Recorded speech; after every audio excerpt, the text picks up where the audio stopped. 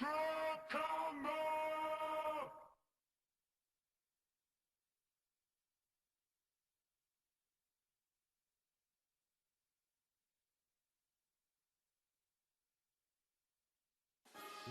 back to the stage of history.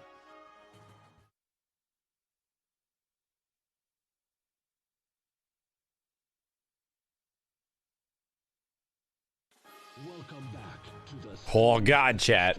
Trying to get everything ready and prepared.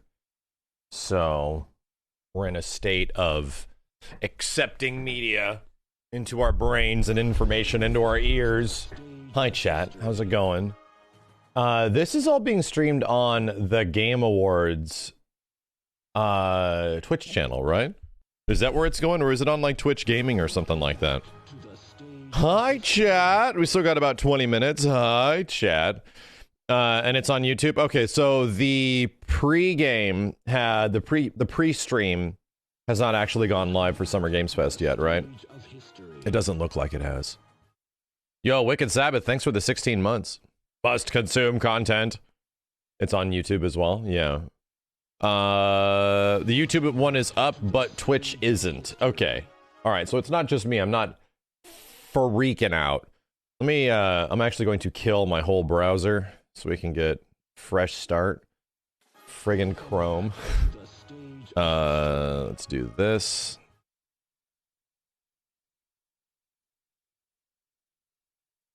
Okay.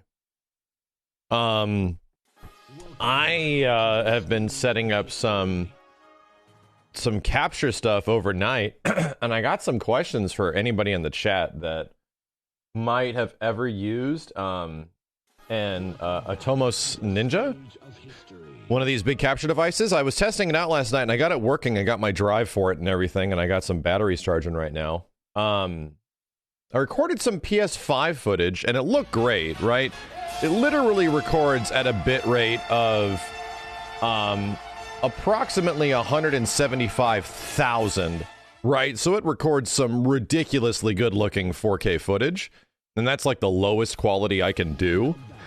But I was using, it's the Atomos Ninja Inferno capture box, and when I was capturing PS5 stuff, the audio was a little weird. Like, it didn't know what to do with all channels of audio, and it essentially, I couldn't figure out why, right? I was like, why is it messing this up? I'll have to figure that out. I'll have to see if anybody else has been using an Atomos Ninja and does like HDMI pass-through through it, and if it acts weird at all. I'll have to ask some industry folks what the heck is going on with it, because the capture quality is fucking ridiculous. Like, I can't believe how good it looks. It's just I need to get that shit ironed out before tomorrow, you know? Yo, Steam Plane, thank you very much, dude. All right, chat, let me try to bring this up. Hang on a second. Still in our pre-stream. Yo, Voldra, thanks for the 45 months. What's up, guys? Starts in about 20 minutes. Everything that doesn't need a remake is getting remade now? I mean, that's why it's getting remade. You understand that, right? Games only get remade if they're going to be guaranteed to sell. Right? Big old Final Fantasy VII remake and stuff like that. Big old Resident Evil 4 remake. You know, Resident Evil 4 is pretty much the Capcom's Final Fantasy VII. Of course it's getting remade, man. Of course. LMP, thank you for the 5 gift subs, man. Gift subs if NRS's game is revealed? I'll put in 200 for that. I'd be very excited.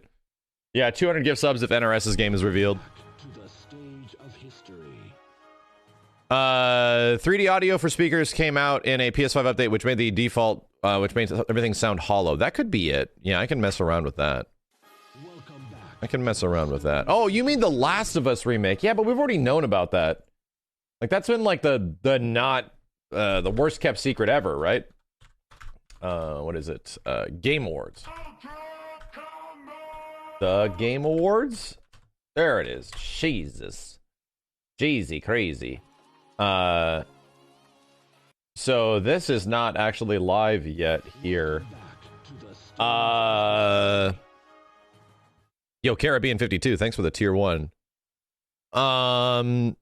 Jeff did confirm Street Fighter 6. Yeah, they did. I did see that mod for FF7 that improved a bunch of textures and shit. I did. Yeah, I'm very excited to play it again. We did not actually go through the PC version entirely, you know? How many subs for 7 Remake Part 2 news? Y'all give 50 for that. I'd be very happy with that. I think everyone would be super happy for that. What do we got, chat? So I'm looking at this thing right now, right? Sorry, hi, hello. Let me get things flipped over. And Jeff's event still is not live over here. What's going on? We might have to switch over to YouTube. Maybe. Virtua Fighter 6 win? Well, considering the fact that it looked like Virtua Fighter 5 Remastered, you know, was essentially a success, you're not getting a VF6 for quite some time, dude. Games don't just make themselves out of nowhere. Especially if it just started. You're gonna be waiting a long time. Tekken 8 will be out before you get a VF6. Like, that's how long away that is. The YouTube one is live. Screw it! What is it? YouTube.com Game Awards? Welcome back to the stage of history. Let's see.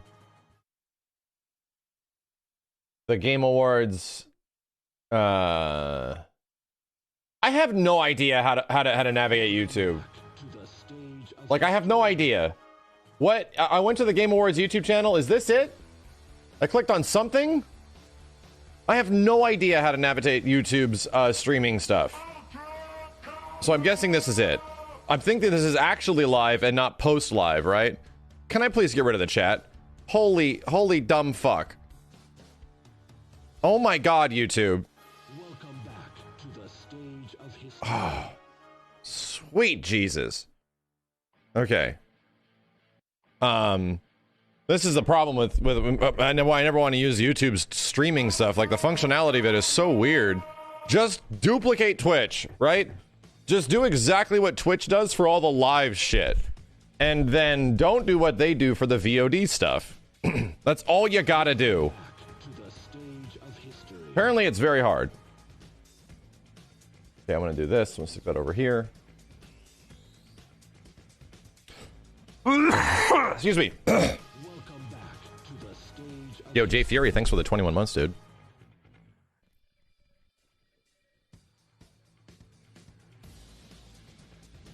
Yeah, I don't think I've seen anything live on YouTube, because I don't know how to find stuff that's live on YouTube.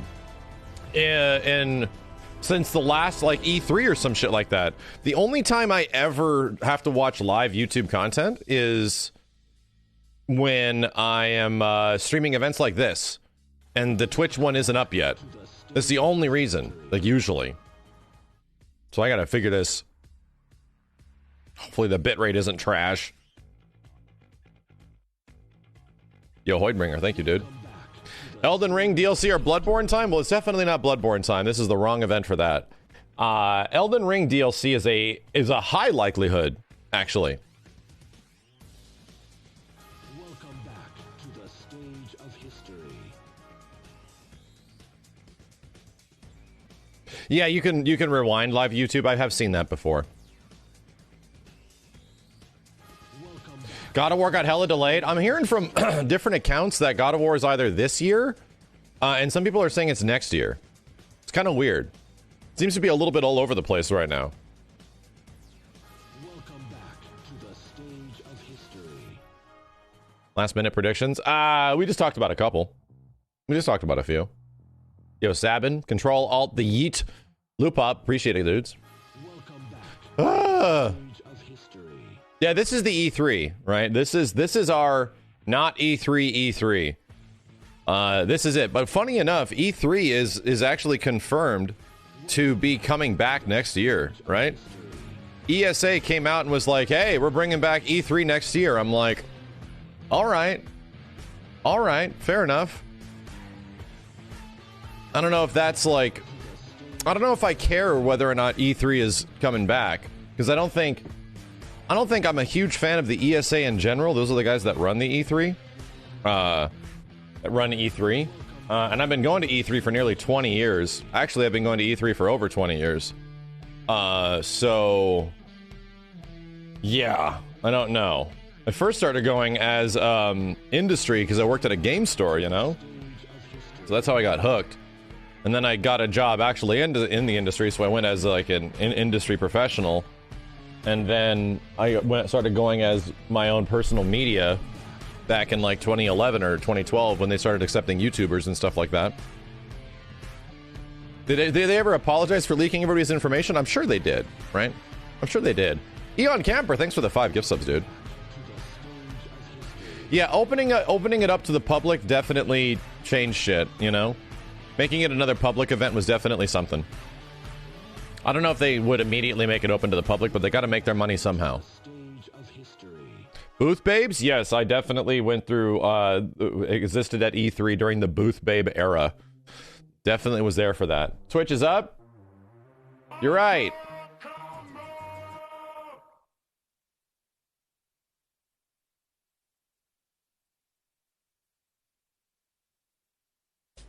Thank you. Okay. Cool. Cool. Yo, Hunguy TV, thanks for the 5 gift subs, dude. So, how many things do we actually have? We got Summer Games Fest today. And then we got... Is there anything tonight? I don't think there is. There's no Rumbleverse beta. That's happening on Saturday. There's no Guilty Gear update. That's technically tomorrow. It could possibly be tonight. Devolver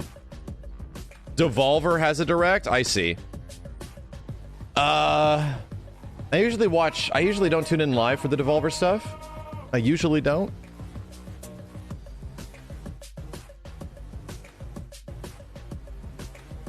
Xbox is on Sunday, right? Capcom event is on Monday.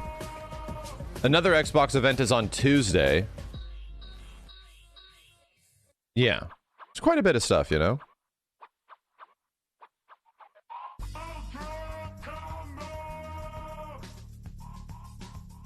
Usually I like Devolver's show and how crazy and wacky their show is. That's one of the things I really enjoy about it, is how ridiculous it ends up being. Deathloop 2? Yeah, right? Deathloop 2. Make sure I tweeted all my bullshit. Hold on a second. Welcome back to the stage of history.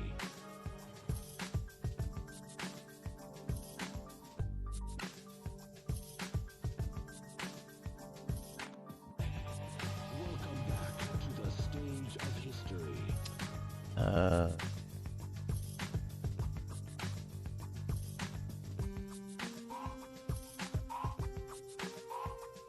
Welcome back to the stage of history.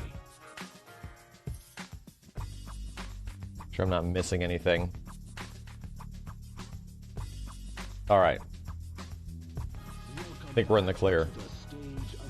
Yeah, we're guaranteed to actually get Street Fighter 6 stuff today. Here, right? Is it going to be Ken? Almost likely not, right? Almost likely not. The likelihood of it being Ken is very low. It's 99% Kimberly, which is cool because that's actually a new character, and it means that that character might be playable. If it was Kimberly and Cammy, that's like a 1-2 punch that would definitely be pretty dope, right? I think that would be awesome. Kimberly? You know, besides some crazy stuff that no one expects? Well, there's going to be updates to games. That's what they said. Even Jeff was saying that a lot of this show is going to be updates to games that have already been announced. So, luckily, that includes a lot of shit. There's quite a bit of stuff that we've known about for some time that has stuff, but we just haven't seen anything on.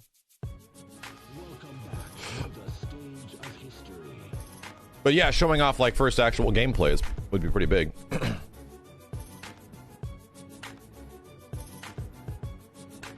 Wouldn't Street Fighter be the 13th? Wouldn't it be both? Why not both? Little girl being held up. Yeah! Why not both? This could include some Final Fantasy VII, like Ever Crisis stuff. We don't know what the hell Square's plan is for that. Square doesn't seem to have their own mini direct this year either.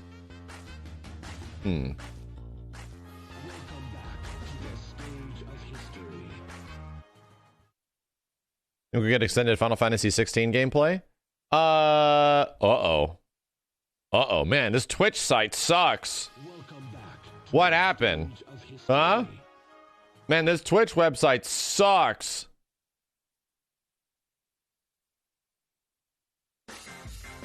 Okay, I fixed it, chat. Don't worry. Don't worry. I fixed the website. You go get some water really fast, because we are about to start. Give me a second.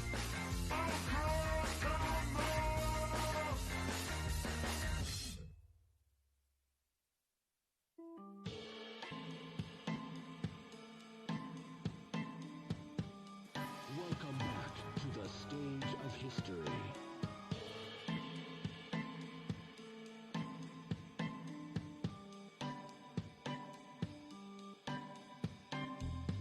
Welcome back to the stage of history.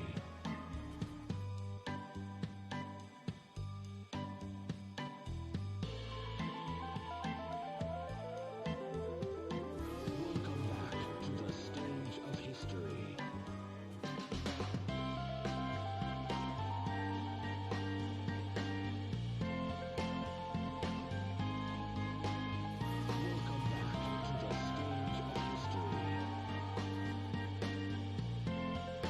Welcome back to the stage of history.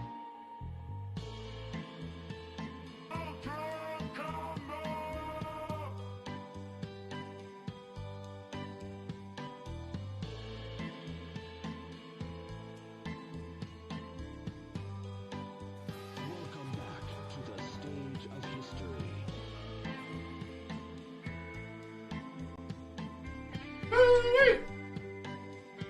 Funniest thing about E3 is that being this crazy night owl and stuff, right?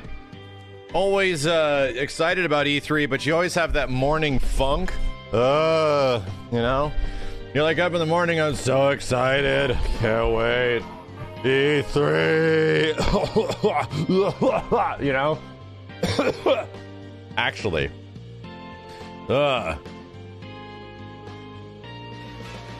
I went to bed at like 5 in the morning last night because I was trying to get my capture stuff ready for the big gameplay event tomorrow. And yeah, waking up, it feels like E3 all right. Not much sleep in between each day. Gotta run around a bunch in downtown LA. Not much sleep and sit in traffic and shit. Gotta wake up the day before and watch some stuff, and then fucking Nintendo's got some press conference at 9 a.m. and you gotta leave right after to run to downtown. So much fun. So much fun. Joy.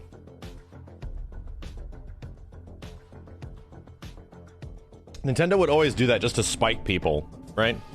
On the last day of E3, I'm sorry, the last day before E3, they would have their conference at 9 in the morning every goddamn year, and then the doors would open at like 11 a.m.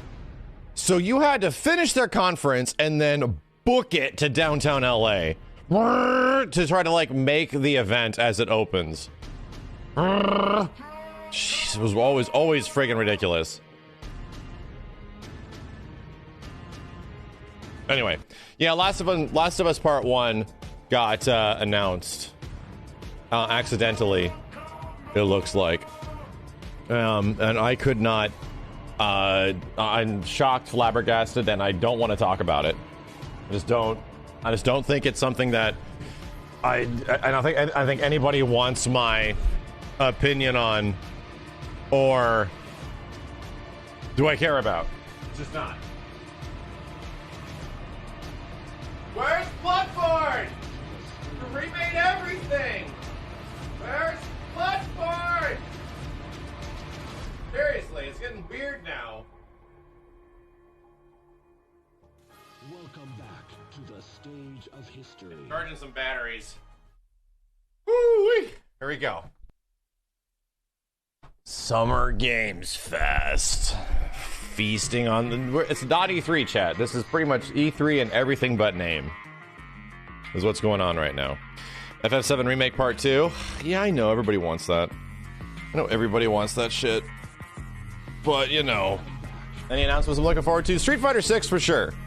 SF6. Exo Primal is going to be at the Capcom event. They officially announced it.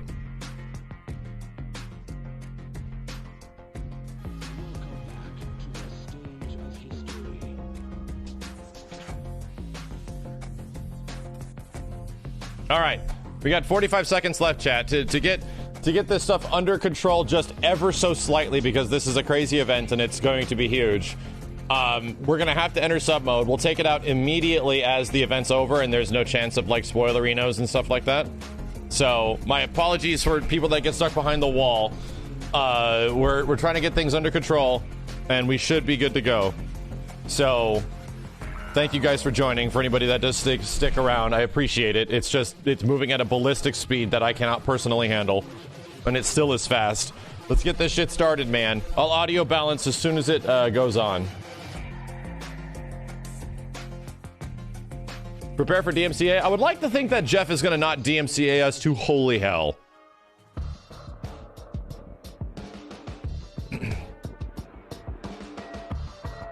I think this is actually live too, right?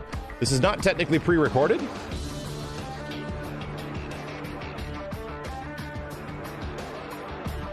And here we go. Hello, everybody. I'm Jeff Keighley, and this is Summer Game Fest, a live showcase of what's next in the wide, wide world of video games. Here we go. We are live here in Los Angeles, so whether you're streaming from home or watching inside an IMAX theater, welcome to our showcase event.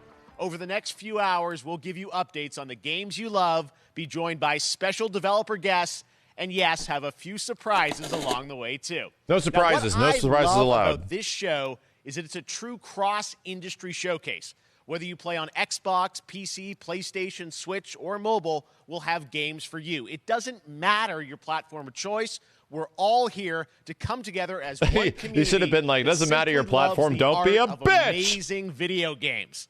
The biggest franchises in the industry are here, like Call of Duty. You'll get introduced to exciting new worlds. Jeff, you have a fuzzy teams, stage. and we'll make room for small independent developers who we think deserve the spotlight. Why too. is the Summer Game If you Fest do this right, taking part on top hopefully of the you'll head of discover a few Sullivan new games from to Monsters put on your Inc.? wish lists. And even if you don't get every announcement that you desire, and let's face it, you're not going to get everything today, but we've got a lot of great stuff. So let's get started. Yeah, he's pretty much Over being 30 like, years ago, Capcom Street Fighter hit arcades. Shut up. And ever since, this legendary Japanese fighting game series has continued to evolve. Street Fighter 6 is coming in 2023, and right now, we're excited to officially confirm a character coming to the game and show you the exclusive first gameplay footage. All right. Enjoy. This is starting very early. This is a good start, Jeff. Oh goddamn, I love this logo. Oh my god, they're doing You won't know what hit you. It's Guile. Have some fun. How did he look though? Let's get this mission started. Holy shit. They gave him a goatee? Oh my god, this stage. Holy shit. What the hell? They gave Guile target combos? Well, this was not what I was expecting. Fight. Got you in my sights. Dude, they tried to drip out Guile? Oh my god. Holy, whoa. I'm gonna be breaking this shit down. Come on! Okay. Shades of, Beta Chun.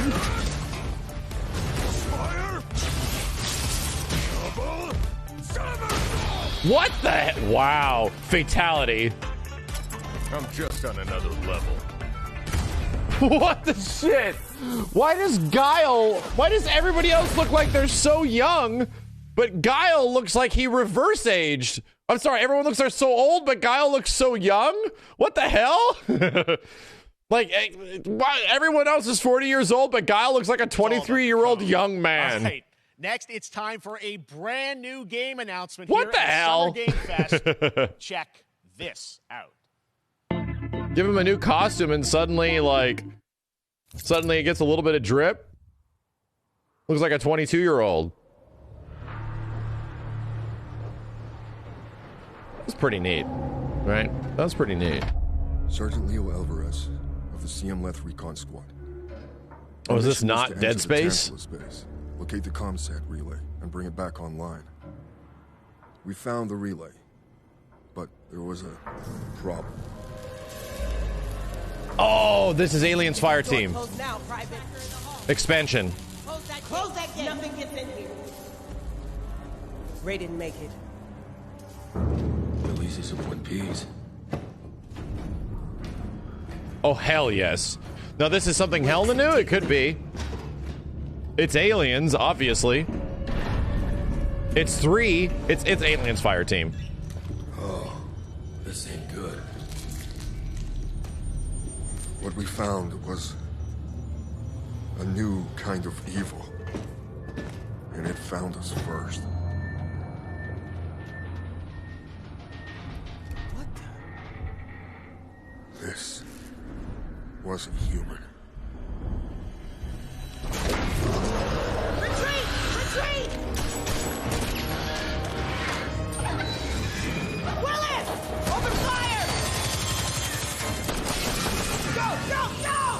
I'm gonna call it that it's Aliens Fire Team. I don't know what the hell that was.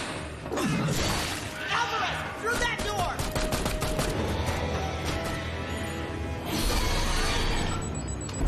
Hold that door, Sergeant!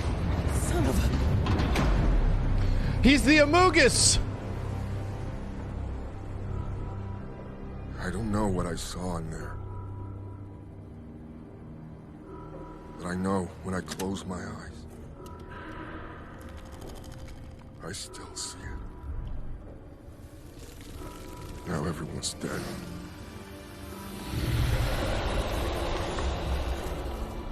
And someone needs to know.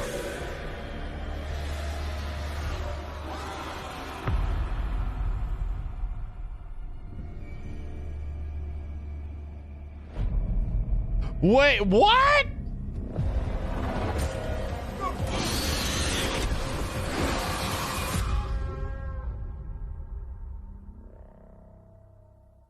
Dude, so much of it looked like... That was Aliens Dark Descent, and it's coming in 2023 to console and PC. Top-down Next, shooter? 2 years ago at the Game Holy Awards, shit. they revealed the Callisto Protocol. Yeah, are they From the making a creative twin-stick forces shooter behind the for Dead Space Aliens? I mean, franchise. definitely Today, looked I like am it. thrilled to get to show Is you it the first XCOM? raw gameplay alongside its creator, Glenn Schofield. But first, here's the quote-unquote Schofield I have many cut questions. of the brand new trailer with a little more gore. We'll have to check that out later.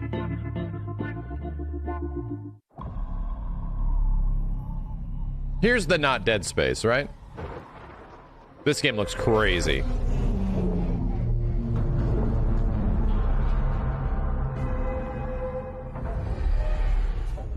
Yeah, to me it more looked like a top-down shooter, right? Like an isometric shooter, Take a twin look sticks type stuff. outside. Did you know that they call Callisto the Dead? I hope it's like that because I want to play 4 players, you know? Dead. Just like you would have been if I hadn't fished you out of that wreck. So whatever you're holding on to right there, that's your old life. You gotta let that go. Is this the same trailer? I think it is. New life It is. It totally is. entirely in my hands. I'm just trying to give you a chance at rebirth. I mean, since this is the same old trailer that we saw from a day or two ago. So much of that game looked like Aliens Fire Team, right? And didn't the Aliens Fire Team crew show that they were working on something?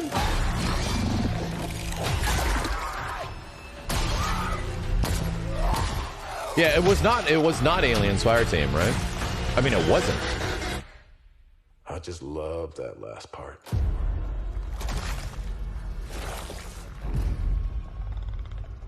Gives me chills every time.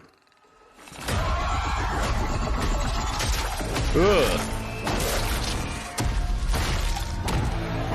Okay, this game's looking really good.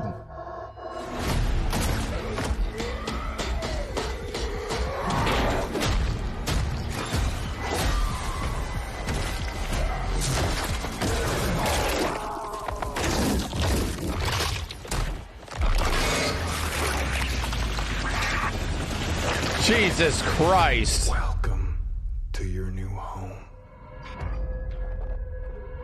I think he's dead. Fucking gnarly. Fucking gnarly, dude. What the hell? Yeah, okay, I'm down for the new Dead Space. I'm cool with it. That sounds neat.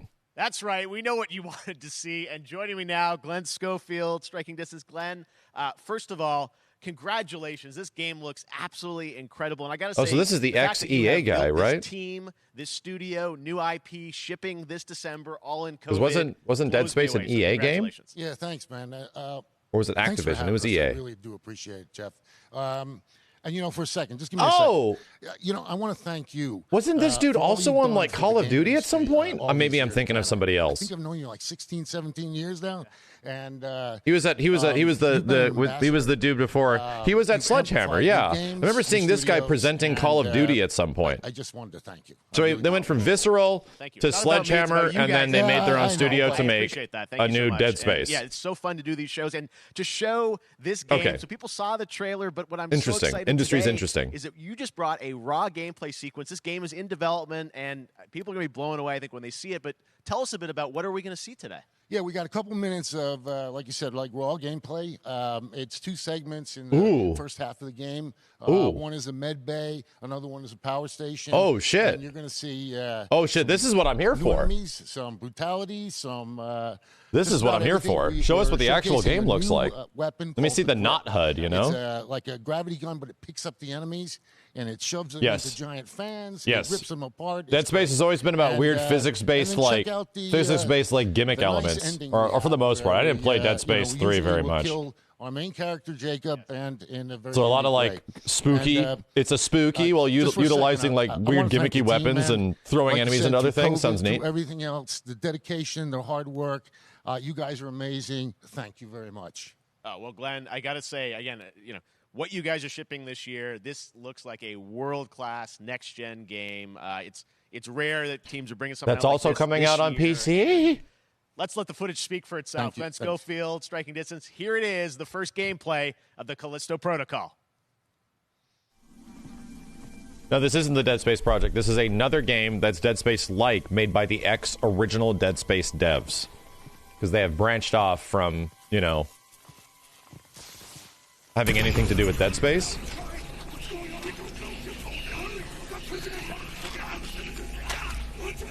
Unfortunate 30 FPS gameplay. Fortunate.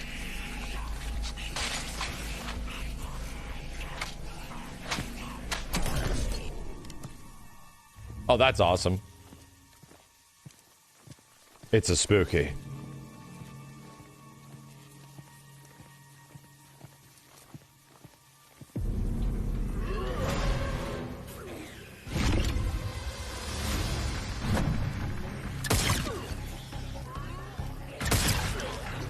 Damn, it even has just the same old, like, we got the RE4 cam, right? There's hella dismemberment.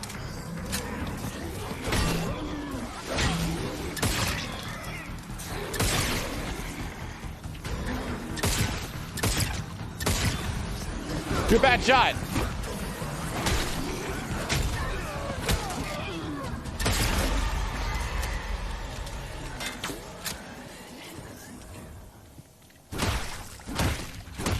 Oh, of course. Right? He got the stomp. His health is on his neck. He has neck health. Once again, we want the HUD to be in not in a HUD, right? The HUD's on our dude, not in the HUD. We have dude HUD.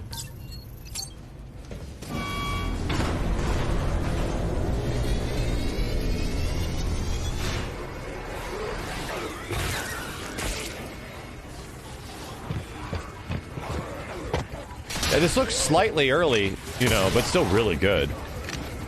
Visually, it looks crazy that this is like a new studio and everything. I like that it looks like spooky but fun, you know? Potentially like RE4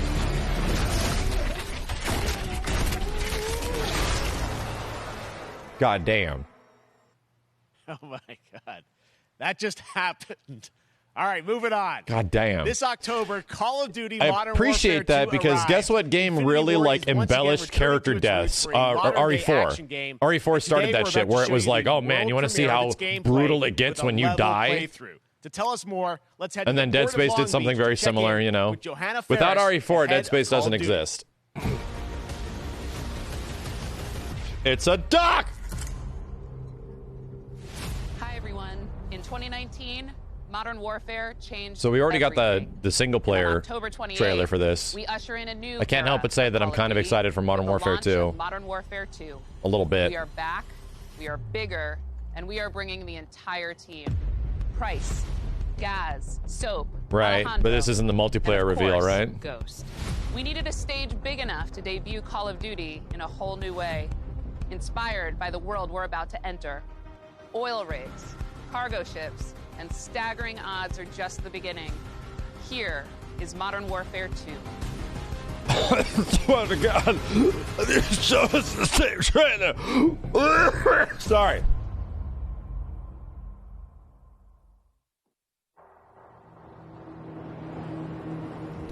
Oh, we're gonna get the COD 4 mission? Eyes in the red. That's our target. Shadows 1 and 2. Push to your They showed like what was literally the COD 4 mission again, you know, in that trailer. I was like, what the hell? The Stay Frosty mission? We board, clear, disarm that missile. Be ready for anything. This could be a trap. Actual, we're set. Copy. Get to work.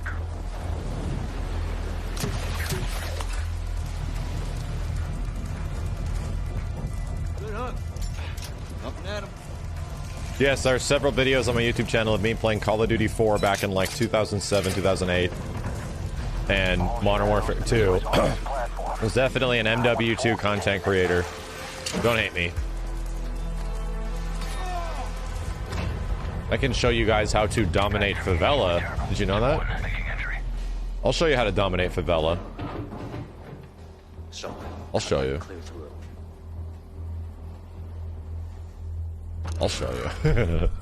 I'll show you how to get the first nuke. And then get it taken down. And then it comes back.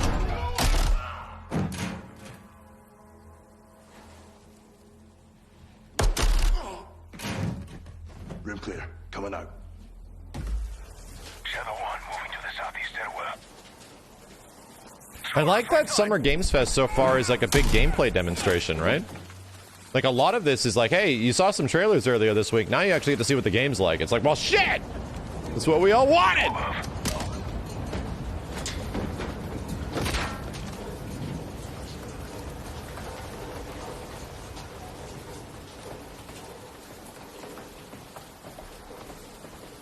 You know what the only game to give me really Call of Duty, like, addiction feels over the past many years has been?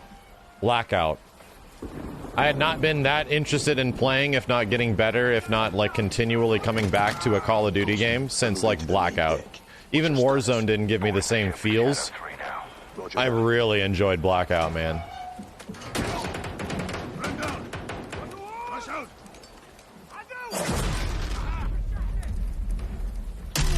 Not even Black Ops 2. I like Black Ops 2. But since Black Ops 2 was the last one that I really liked, right? That was the last one. I just really enjoyed Blackout. Blackout with friends, Blackout solo. All that shit. So this is their new engine, right? Shadow 1, Ghost. Visual on flares coming from the ring. Push your status over. Ghost, they're signaling the ship. Looks expensive. It's first stage. There's still time. All shadows. Missile is on the helipad. 2-1, we're moving to secure. Cover us. 2 copies off.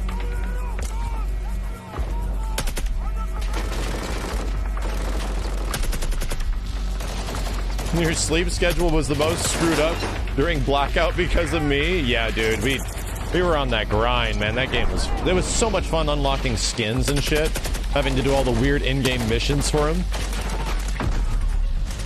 Damn. It looked good. This is apparently launching with Warzone 2, right? At the end of the year? I thought Warzone 2 was coming like way later, but apparently it's like at the end of this year. It's like, what the hell?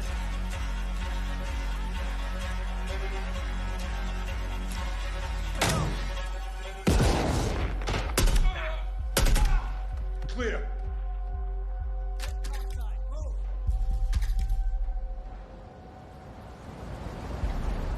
Warzone 2 is the end of this year. Modern Warfare comes out earlier in October. Gotcha. Confirm when the objective is neutralized. Open.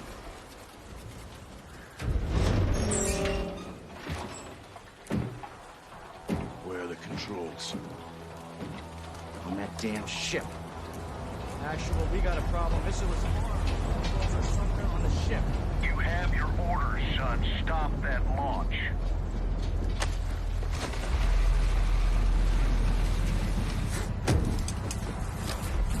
Seems convenient. Let's go, let's move out. Go! This is Rogue One, back in the water, inbound, to your position. When for the Street Fighter 6 release? February. Street Fighter always releases in February. Once we're on deck, we push to the bridge. Fast! Secure those controls. Stop this vessel, yep. How do we board? Damn, facial rig looks great. Take the ramp. Hold tight, Sergeant. Yeah, dude, that's the thing. That's the reason I stopped playing Warzone. I hate the guns. Right? The guns aren't cool. World War II weapons aren't cool. Can't stand it. Let's have ourselves a gunfight. Remember people running around with MP40s and shit and Thompsons? I'm like, I sort of lost interest completely. Damn, this is very much the old COD 4 mission.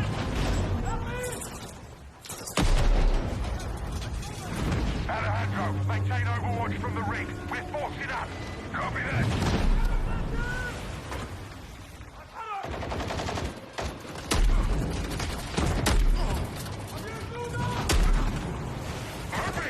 Reloading.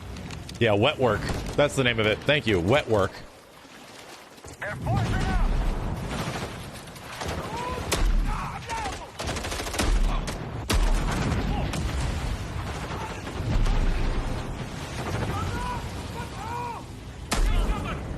I'm moving. Containers are the only cover we have. Just don't get caught between them. I feel like I sort of grew tired over time of COD campaigns. The last one I really have never got a chance to try that I really would like to, because even MW's campaign, I was just like, eh. Was Infinite Warfare, and I keep saying that. But I gotta play Infinite Warfare's crazy-ass space campaign, you know? We have to get to that door. Check your corner. I tried Modern Warfare's campaign for a couple hours on stream. I couldn't get super far. Nothing really grabbed me. North right. How far are you from the bridge? This is one. We're pushing. Everybody says Infinite Warfare's campaign's amazing. Everybody always says it. Oh, this is cool. This is a crazy, cool, dynamic-ass level, though. A lot of crazy-ass sim shit happening here. You know. Check it. Controls are internal. All right, stand back. This is Shadow 1 going explosive on bridge entrance. 3, 2, Stand closer to that. execute.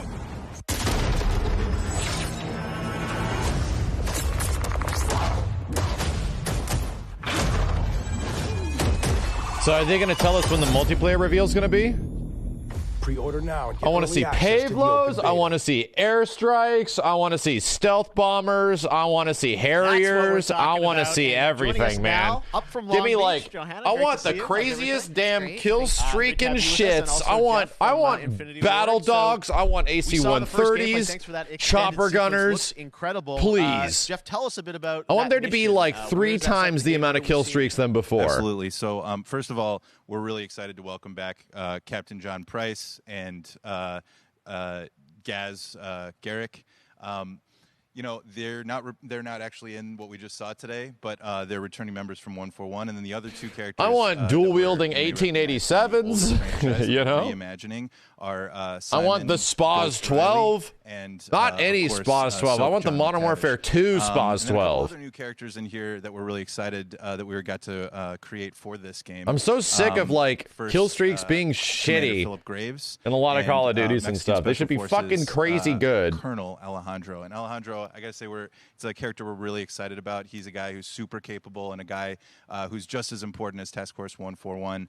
But as far as the level's concerned, you know, this I got a shout out to IW. You know, this was a tremendous collaboration across all of the different disciplines. As you saw, everybody. Where's Tekken 8? I keep telling you guys are a year and a half too early. And I don't know why everybody you thinks saw Tekken 8 is the coming wind out. And the animation. What you're getting this from? Awesome sound design, and of course our new water tech, which is actually pushing. Watch me be wrong, right?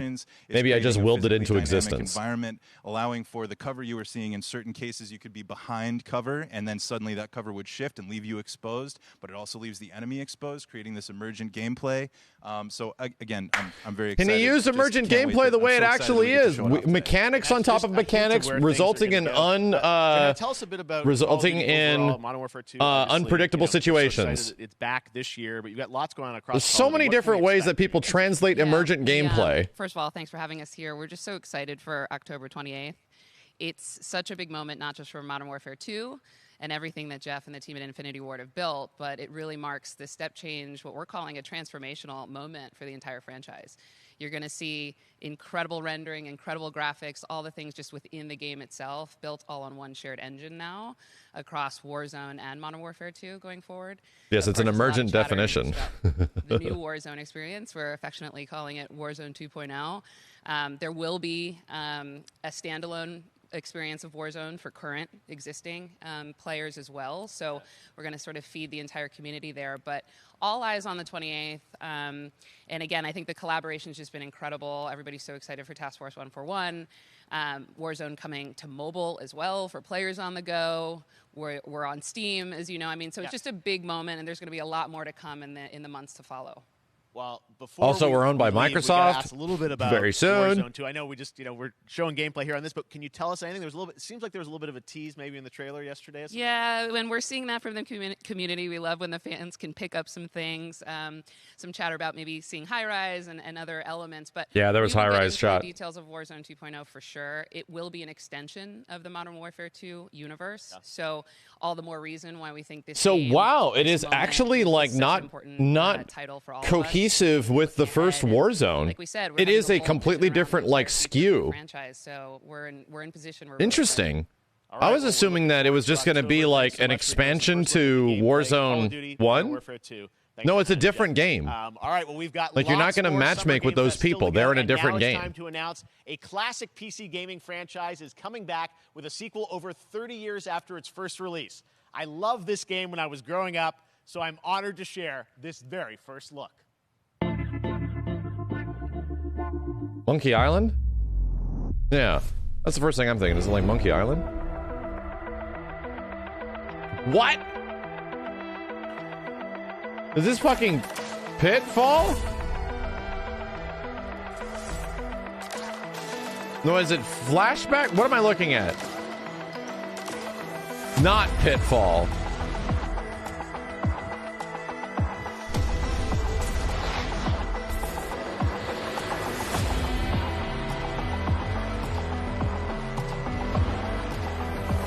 Damn, we're going back.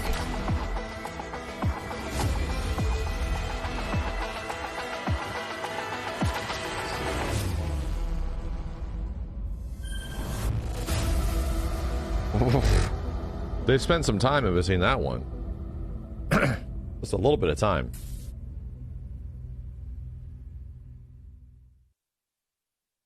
This is already a pretty good show. Back in 2017, we announced Witchfire at the Game Awards. What? Almost 5 years later, I am so excited. Oh, is this the one with the crazy... Astronauts in Poland has put together an in-depth look at the gameplay of this dark fantasy first-person shooter, which will enter early access soon. I am so excited to play this, and I bet you will be too after you see this. Was this the one with all the crazy, sexy lady legs, and there was 18 lady legs? No. What happened to that game, chat? What happened to that crazy game? You know what I mean? This is not it. There is like a forest? No, that was the forest. Okay. That was actually the forest. You know exactly what I'm talking about. Don't act like you don't. We all saw it. Damn, this is a boomer shooter. Nice. This looks badass. Holy shit. This is the new Elden Ring expansion, chat. Right? And everyone is like, damn, where's Elden Ring stuff? This is it. Bandai Namco got bold. They rang the bell is what they did.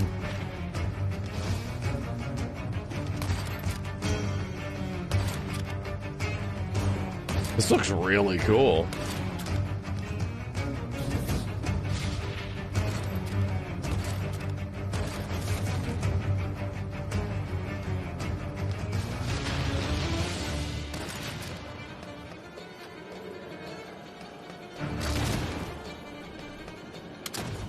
Why does it feel like we're getting further away from this thing?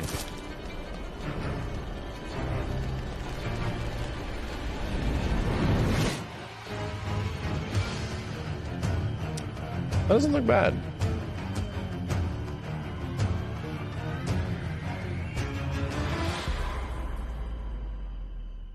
Interesting. Okay. All right. Doom-like. Yeah. Almost like a Hexen, you know? Okay, next up comes an ambitious new game from a new independent studio in Europe starring some very familiar names. Enjoy this world premiere new game announcement. Oh, God. I've never heard a new game announcement before. It's weird that they would call it that. Officer Taylor, Medlog 29. Today, I can't believe what I saw.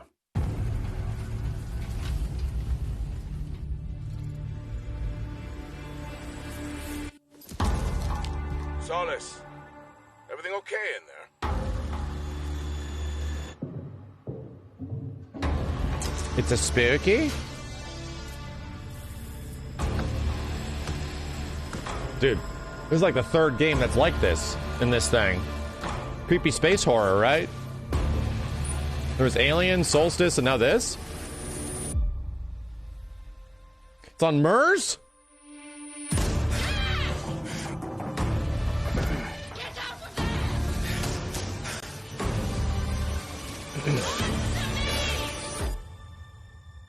Something is going on here. And I need to find out what it is. Solace. The other one was called Solstice, right? That's something brand new, and look who it is. Troy and Roger in person. Guys, this is so fun, the fact that you're working on a game together. Right? What a cool No, it's called Callisto. Sorry. Welcome to the show. I got to ask you guys. Too many new games, new franchises. In this game? Well, I get to play a character named Wyatt Taylor, who's a medical officer who's stationed at this base, Fort Solace. And it's the epicenter of this mystery that we'll discover and uncover as we go through the game. And, of course, my character will be, at times, in opposition with Roger's character. The battle we've been waiting to see. Every once in a yeah. Oh, man, we can't wait to show you what we've been working on. And by the way, Jeff, this looks awesome, man. It's so great to be here. Thanks for having us. We're about to shoot an episode of The Mandalorian on Jeff's set. Jeff Shet. One of the first major ones for a while. And I play a character by the name of Jack Leary. He's a maintenance engineer on a remote Martian mining post. Okay. And his job is to make sure that none of the equipment breaks down while it's on their graveyard shift. The graveyard shift meaning... Man, if I look away from this guy for a second and I listen to his voice, orbits around the sun. So he almost to me sounded like Idris Elba for a second. I'm like, is that Knuckles? I think a lot of people will see this thing and they'll probably wonder, you know, it's a new team, right? Independent studio in Europe that's making this, but with huge production values. I'm curious, like, how did you guys get attached to this? Tell us a bit about the background. I will say that 2020 to me was the Jeff most Keighley and Knuckles? impactful year for games. It was the first, I mean, obviously we had this unprecedented event with the pandemic, and that forced the way that we looked at everything as a society, but also the way this industry functioned. But it was also brand new consoles. We had more tools that were being made available that were leveling the playing field between like the AAA studios and the indie studios or the AAA studios.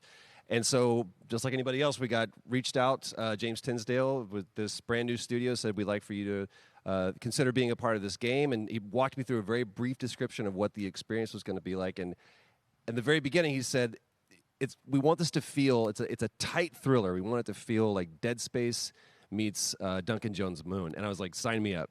I'm into that, absolutely. And full like performance capture and everything. Yeah. Absolutely. New studio, brand new energy, and of course, I get to work with one of the best of the business. And me. I get the privilege Who's the other of getting to see this guy and watch him in action. I love to work, and I love the challenges and all the new innovations that this medium provides. Jeff loves his stars. Can't wait to show you what he does. Working on. Yeah. I think He loves his industry stars. Some of the behind the scenes and the performance capture. Kojima's and 5. I mean, this is absolutely it's just the way it is. Can you give us a hint about he's a very Hollywood. He's like the Hollywood energy of the video game industry. You know, we'll be showing you more later on, but this is a game where you, as the player, you're going to be exploring. You're going to be discovering. Like we said, it's a very tight thriller. So you're moving very fast-paced through this world. There'll be multiple locations, multiple ways for you to traverse, which we're excited to show you about. And then the narrative is a huge element to this. They didn't waste any resources on the performance for sure. I got to tell one quick story, if I can. It was one of our favorite moments. There is a lot of action in this game, and that was at the forefront of this. And to speak to the performance capture aspect, we brought in an incredible, I got to give him a shout out to Nathaniel, our stunt coordinator, who walked us through and really approached this in a completely different way than anything I've ever done before. And he says, I want to know the story of this fight. And so Roger and I sat down. We said, these are who our characters are. And he goes, give me 1 hour and I will come back to you with the story of this fight. And after an hour, he comes to us and he goes, it was like a recovery program. It was 12 steps.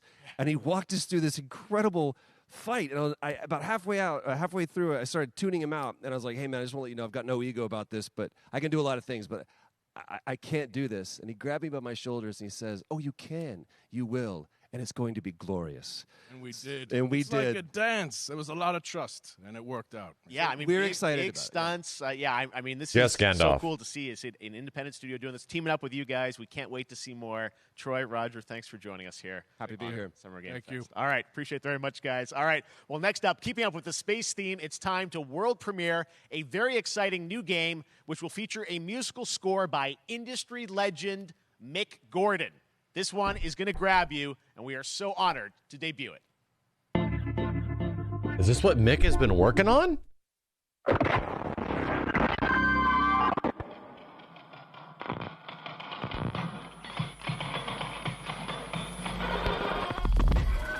Oh, this is definitely some Mick wheelhouse shit already.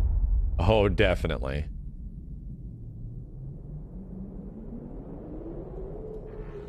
More space horror, yeah.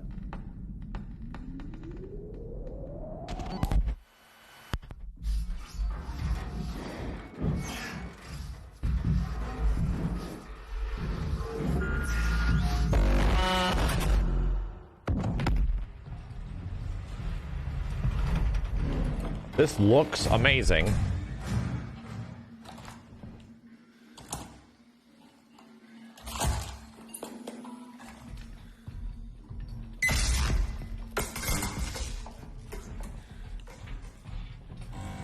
I'm getting some mad Alien Isolation vibes.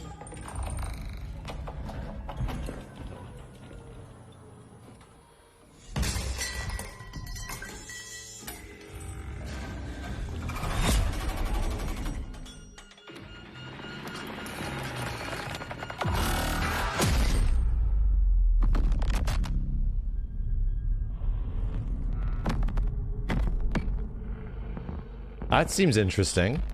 It's a spooky. There's a lot of spooky space stuff, Doesn't man. that look great? That was routine coming to Xbox and PC. It was first announced a decade ago and is now officially back. I can't wait to see more. Holy shit. Now it's time to check in with a very Slightly special delayed. guest who's been in his fair share of video games, including most recently Fortnite as the foundation. Dwayne Johnson, welcome to Summer Game Fest. How are you? What's up, everybody? And what's up, Jeff? And what is up? Rock to the couldn't be bothered to Summer put a Game shirt Fest on. Audiences live streaming right now around the world. Rock And couldn't everybody even inside put a the shirt epic on. IMAX theaters. Dwayne or pants. Johnson here, coming at you from my Iron Paradise, the very hot and sweaty and smelly Iron Paradise, powered by, of course, Zoa Energy, the #1 fastest growing energy drink in the game. You guys know me by a lot of nicknames. The Rock, La Roca in Spanish, Uncle Handsome, sexiest man alive, big drink energy. Always room for a cheesy joke. There's always room for the extra large cheese. Keep talking. When I'm delivering, and I deliver them often. I needed a break. You guys also know me as the greatest and most electrifying surprise in gaming that happened. You know me as the Foundation. Keep talking. I gotta tell you guys, #1, thank you so much for the crazy Keep response talking. of me becoming the Foundation. But also, I gotta say that I've had such a pleasure working with Epic Games and the teams over there, and we cannot wait to show you what we have in store for the future. And speaking of the future, in the future, you will also know me as Black Adam. Black Adam, as millions of you know around the world who know the Black Adam mythology, he is ruthless, he is unstoppable. Crazy And for those who Gideon? don't, I always like to say a quick tutorial. He's playing is this. Crazy Gideon? I don't believe it. Black Adam has the powers of Superman. Oh, he's got the only powers. difference- He's so There's a few powerful. differences, but one of the biggest Can't believe differences it. is Superman's weakness is Oh, magic. he knows Superman's Black weakness. Adam, I can't one of his believe it. superpowers is magic. So you do the He's math. a magical bitch. October 21st. I cannot wait for you I guys to can't see Black wait. Adam around the world in theaters only. And you guys will finally see the hierarchy of power in the Oh, there's DC a big universe. hierarchy of power. He's a magical it has been an bitch. honor He knows to become Superman's Black Adam, weakness, and it was and he a- has the power of the it is a sun. role that's in my DNA. Jesus, and I it's was born incredible. to play. I was born to play the Man in Black. He's still I'm not honored to wearing show it to you guys anything. on October 21st. So until then, It's coming out in October. Stay healthy. Stay Drink safe. a Stay drink a focused, drink. Keep having fun. Keep kicking ass. Enjoy. Thanks for enjoy inviting your me. gaming, and I'll Thanks, see you down Rock. the road. Appreciate it, man. This is Black Adam. Bye bye. Oh my God! Now we're gonna get a movie trailer. What have your powers ever been to you? Nothing but heartache. I was a slave until I died. Then I was reborn a god.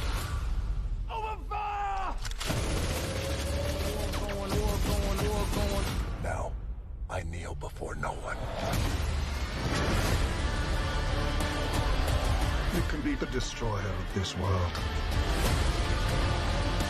Or you can be its savior.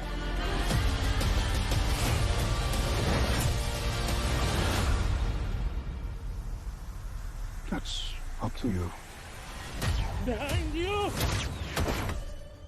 Did he just catch a rocket? He got a rocket. All black anything, you know my press code.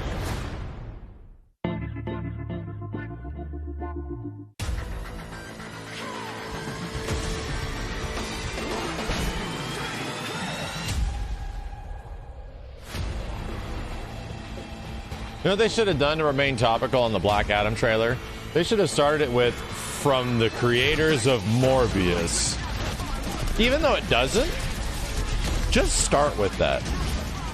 Just put out a declaration of what you're going for. And then Rock looks directly at the camera and says, "It's time to go and morb and blorb in a fjord.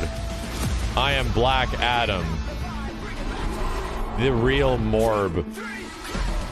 Are you children interested?"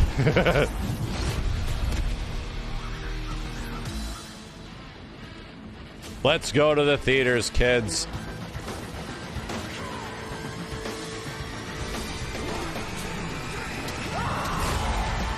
Black Adam, say the thing. Why doesn't Black Adam say the thing? It's morbing time.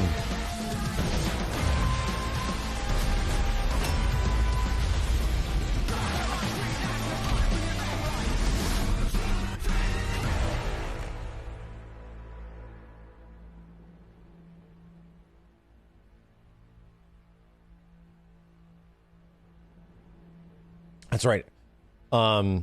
This one was made by People Can Fly. Still a Square Enix joint, right? Square Enix didn't lose this crew, did they?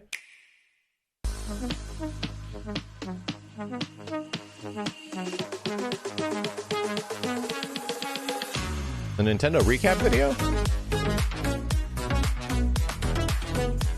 Oh, God. Ooh.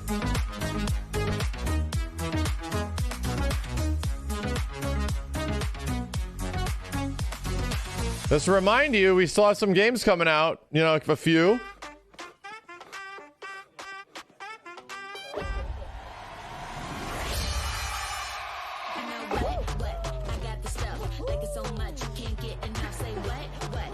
I need a live action Fall Guys commercial. I need this. This is what I want. This, damn chat, we made it. We finally got to the live action Fall Guys commercial.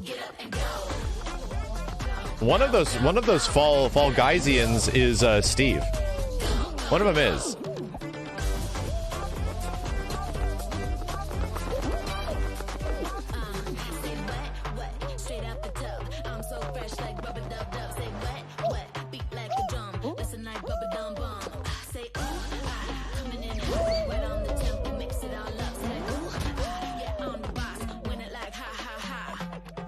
All filmed conveniently on a set location in Southern California.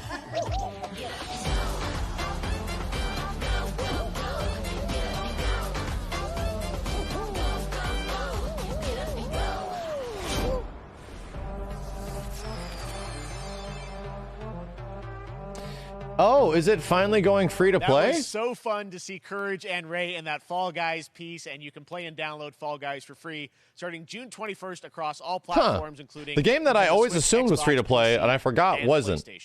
All right, back to another new game announcement. We're going to announce a brand new game and universe from a new team of legendary developers. Jeez. Check this out. He said that like 3 times so far, I swear to God.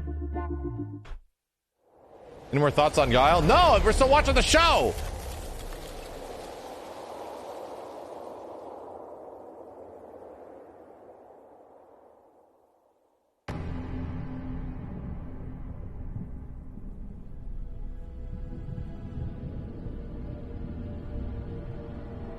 Discovery, this is Command. Storm is in your way. Prepare for extraction. Signal's breaking up. Command, I'll do one last scan.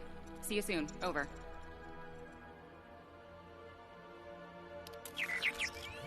Okay, hurry. What was the name of that Microsoft game? Recore? Yeah, somebody else said it. Getting like mad Recore vibes. Now we're talking.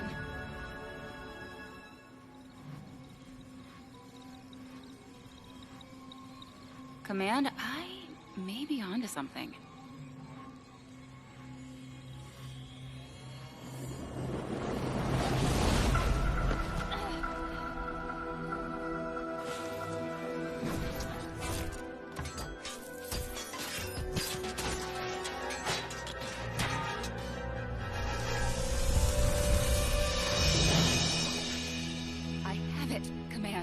Repeat, I have it. Mission accomplished. And then it comes as something that's spooky.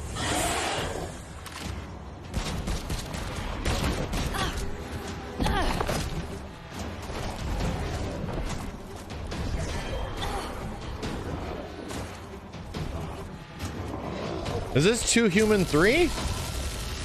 2 3-men? Hang tight, Doc. I've got this.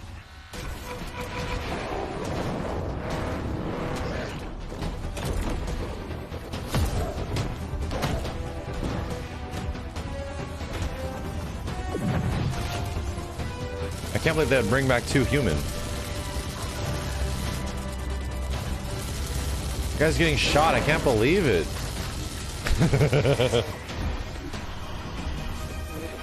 This is a trailer.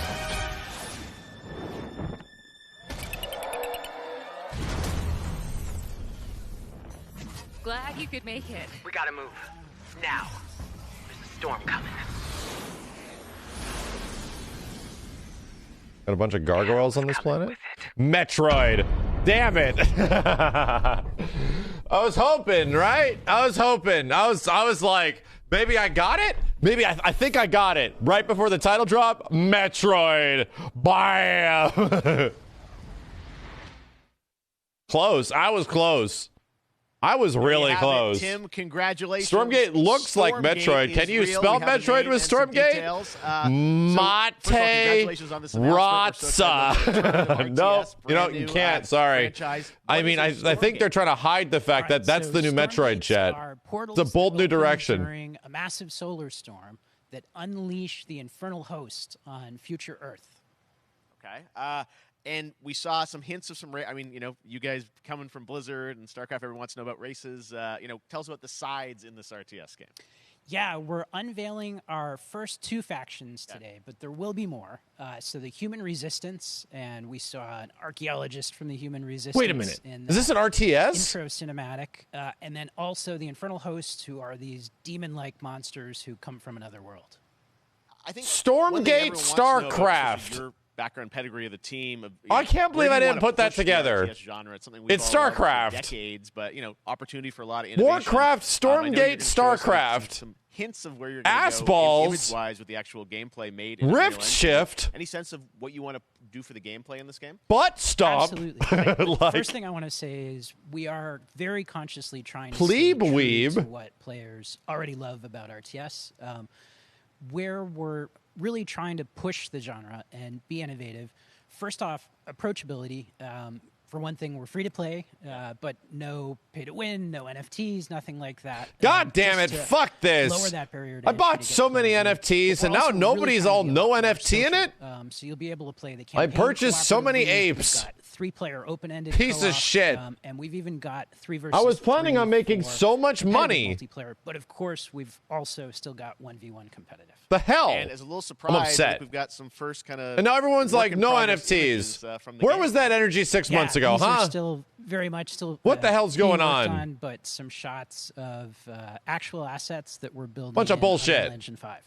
Wow. I have all these NFTs right here. 2023, you said for the. You can't see them because they're technically not real. And I'm just so. But they're really valuable. I swear to God. RTS. And now this bitch is telling me I can't sell them. And what you did, at Blizzard. Whatever. I'm so excited about this team, Frost Giant. Thank you so much for giving us your announcement today on Summer Game Fest. I still barely know what an NFT is. Awesome. All right, Frost Giant. And that's my goal. Keep an eye my out goal for is to my goal is to never play a match of League of Legends and to not know what an NFT is. High Water. Check this one out. Or a blockchain. I'm proud to be willingly ignorant about the entire thing. Radio keeping you in the know with our flow. Alphaville authorities continue to deny false rumors that Alphaville elites are planning to evacuate to Mars. True or not, the one thing we can't deny is that the world ended on a sunny day. The world ended on a sunny day. Boys and girls surfing in the bay. Kids clamored in the park. No one suspected the coming dark. The wave was coming, but the sky was clear. I let it wash over me. Swept away, swept away, swept away without fear. Swept away, swept away, swept away without fear. I feel like there's a very similar game to this that was shown over the past year about like traveling to other planets. Had a very similar art style. You know? Children clamored in the park. No one suspected. Maybe? The coming dark, the coming dark. What a breathtaking trailer. High Water is an adventure strategy game set in a world ravaged by extreme climate Not Outer change. Wilds. Now, speaking of the world around us, the conflict in Ukraine is not far from anyone's mind, and it's impacted the development of games, including Replaced from Sad Cat Studios, a Belarusian studio with devs from Belarus and Ukraine. The team had long hoped to reveal a new trailer here today, but were understandably unable to complete it in time. Guys, I just want to is say this we're that thinking of game? you and all the developers impacted by the conflict. Oh, Jesus Hope you'll be able Christ. to share your work at a future show. All right, our next game is that game. Yeah, the thing we've been seeing off and on for like a while that always looked super fucking cool. Televised with the viewing population constantly voting that you sucks, up man. or down. When you become unpopular, you need to start running for your life. Check this out.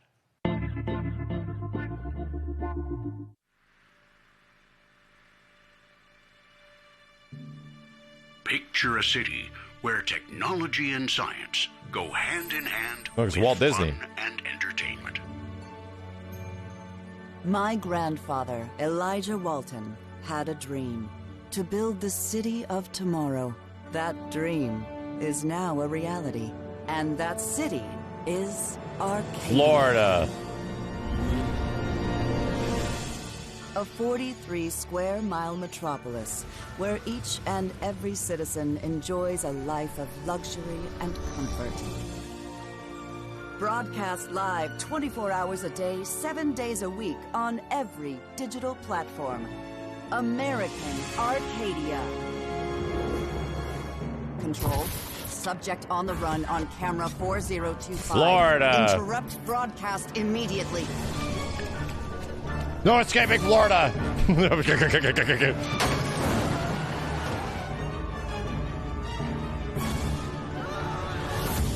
Listen to me.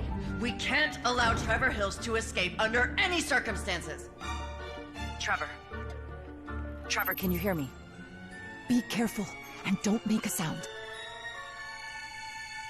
Don't worry.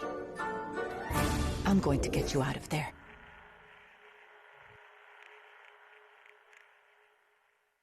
Okay. Apparently, we've made it to the beach. Next up is a sequel we've all been anticipating for a long time. There's Trouble in Paradise, and watch out, you don't want to get bitten. After many years of rumors, we finally get an update on this much-anticipated sequel. That's definitely Grand Theft Auto 6, for sure. Definitely GTA 6. It's gotta be.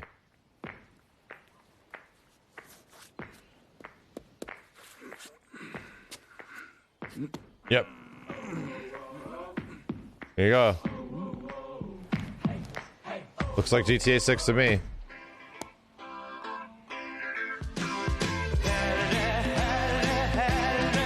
I'm just gonna see if I can cover my ass.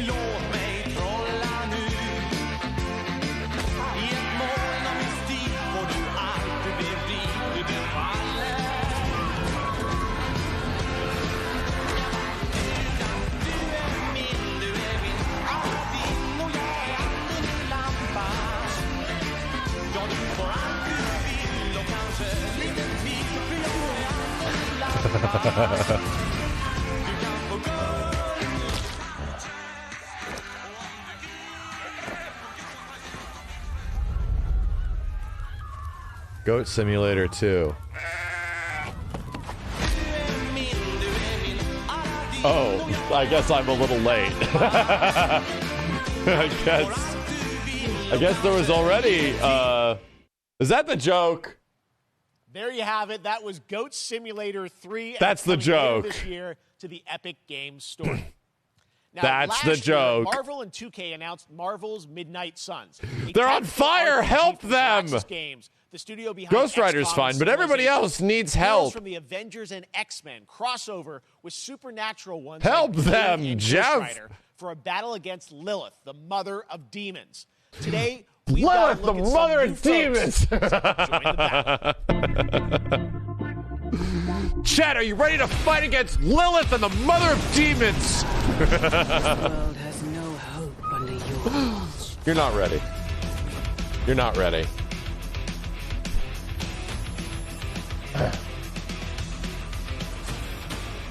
Okay. Yeah, I was about to say. Is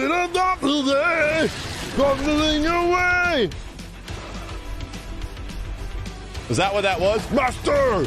Master! Master of summits, full of the strength!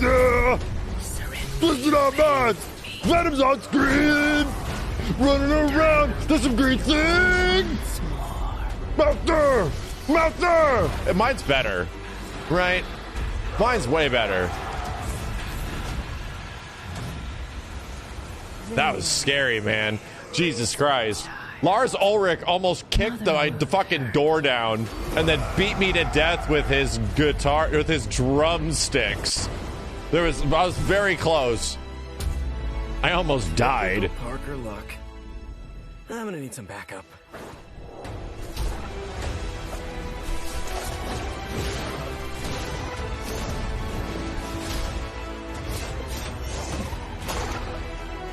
This game's an RTS, right?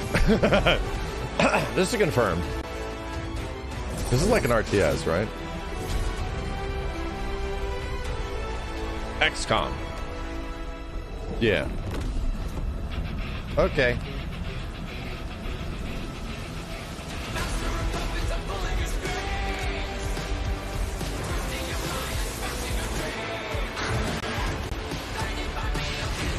Everything's got so much spikes on it.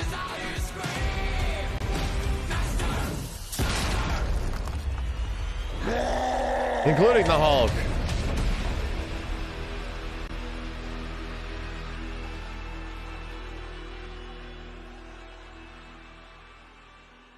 Okay. Counting on you again, old friend.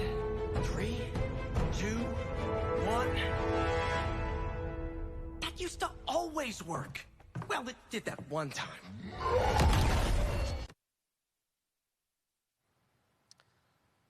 That was Neat. Midnight Suns, and now we're moving on to the wonderful world Neat. of Cuphead, the delicious last course. And can you believe it? We're only a couple weeks away from playing the delicious last course DLC. You see how they did that for Cuphead? Joining me now is Maya Moldenhauer from Studio MDHR. So first of all, Maya, it's really coming?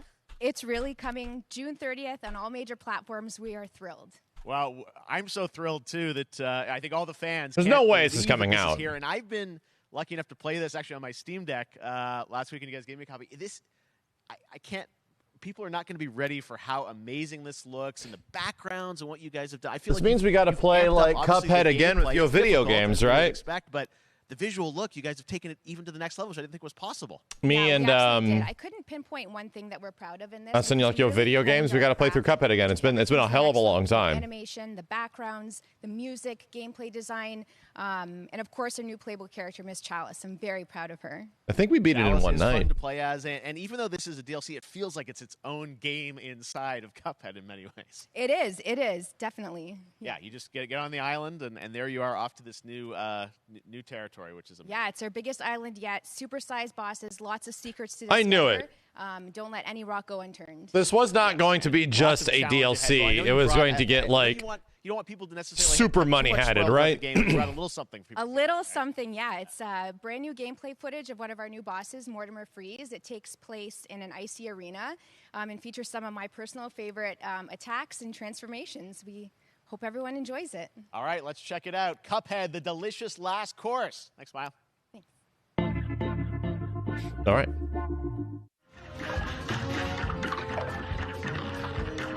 Trying to think if we had enough time to do it to play through Cuphead 1 again. Just regular Cuphead. Did it say platforming? Regular Cuphead, how long it would take.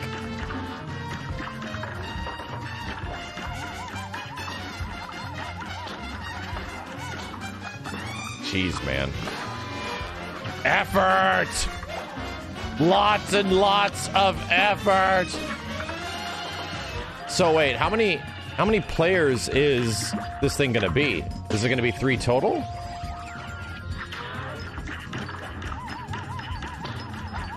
Is it still 2?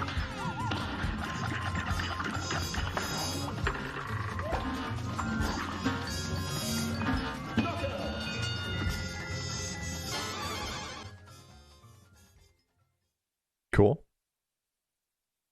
Doesn't say on here. Now, if you want even more Cuphead, and who doesn't, tomorrow we will show you an exclusive look at Season 2 of the Cuphead Show when I co-host Netflix's Geeked Week, which will include new show and game announcements. It streams at 10 a.m. Pacific, 1 p.m. Eastern. And that's not all. There's more Summer Game Fest all weekend long. Coming up next is the Day of the Devs Indie Showcase with I Am 8-Bit and Double Fine, then Devolver's Marketing Countdown to Marketing. Tomorrow after Geek Week, there is the Epic Game Store Showcase. That was it? 10 a.m. Pacific, 2 p.m. Eastern, with news on Rocket League and the Tribeca Game Showcase. Oh, God. Sunday, don't miss the Xbox and Bethesda Game Showcase with a look at the future of Xbox and Game Pass. Now we have some exciting news for Nintendo Switch and PC fans about Neon White, a game where you play an assassin from hell who slays demons for the chance to ascend to heaven. To heaven. Wait a minute, was that not? Yeah, I was like, what?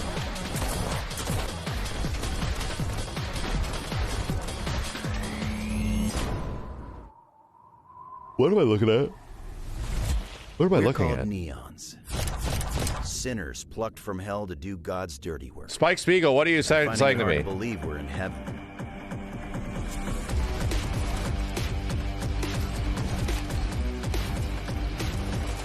This is a game. Right, this is a video game. Got 10 days here. New day, new mission from Almighty.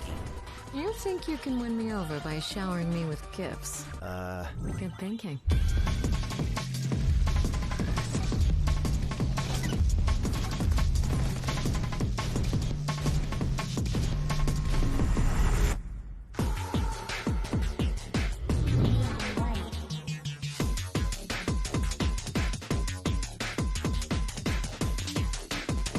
All right.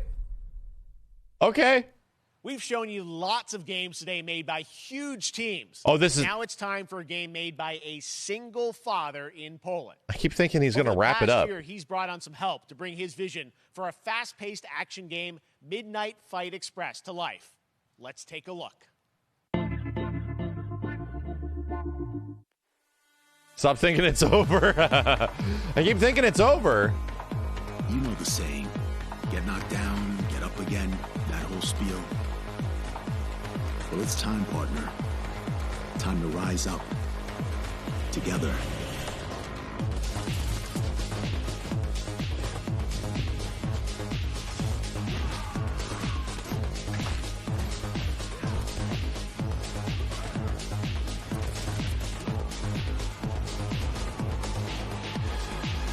It's happening.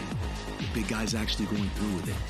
While I sat at his side, seeing lives as dollar signs, had the stink of corruption all over me. What's that? Yeah, the Hotline Miami? Never actually played it. Reminds me a lot of it, though. Well, I ain't wearing it anymore. And neither are you. Tonight, we wash this whole damn city down.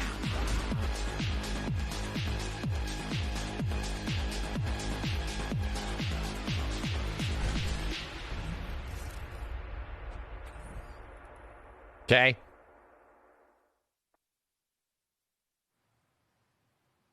Such a cool game, and I'm happy to announce that a PC demo of this game is going live right now on Steam and will be part of the Steam Next Fest next week. I really want more playable games to get in the hands of you guys at home, and that's one of them. Check it out. All right, joining me now is Megan from Digital Extremes to talk all things Warframe. Megan, how you doing? I'm so good. My fellow Canadian. I know. We got just happen to always have these Canadian teams on the show. I don't know how that works out. Do they? Right? We do. Well, when Canadians run into each other, I've done a lot with Warframe over the years. Do they have to like shoot maple syrup on Twitch for more than 30 Do they just like pull it out and then they exchange That's and then right. I already have seen people getting it, so it's very exciting. She's right there in the crowd. Protea, 30 minutes. They have to make that noise. Thank you for letting us kind of take over delicious. our special events category, but she is there and she is for you if you are properly linked up. No, Warframe. Because I do. You've done a lot over right? the years. You guys have done incredible things with the game, and I know that's what I do. TennoCon coming up in July, which is your they big have complimentary. That's a complimentary poutine package. Well, I can't tell too much, but yeah, July 16th, 2022. Delicious. It's a digital event again this year. Today, actually, we just launched the digital items for it, so you can get some in-game goodies, some really cool cosmetics, some merch, all that really great stuff went live today. But of course, the reason I'm not Canadian. I'm Canadian-like. You know, kind of debut. We have our Tenno Live during TennoCon, which is our big reveal of the night, and we usually do a little bit of a gameplay, a little bit of a demo, and I think a lot of people can suspect what it might be, but I'm here to kind of confirm what it is. Canadian-like or Canadian light? And what is that? What's Canadian like? Yes, I think you can. Okay, you're going to get your first look at the Duviri Paradox. Finally, I know it's been a couple of years, but Duviri Paradox is going to be what 10 Alive is all about, and I'm so happy. The team worked really hard on the teaser you're about to see for it, and I'm just really proud and excited to show it. Awesome. Well, thanks so much for being here on Summer Game Fest. Let's take a look at that right now. Damn, Warframe's still going. That's crazy. My child, my friend, what was done is done. New dangers, new choices await us now.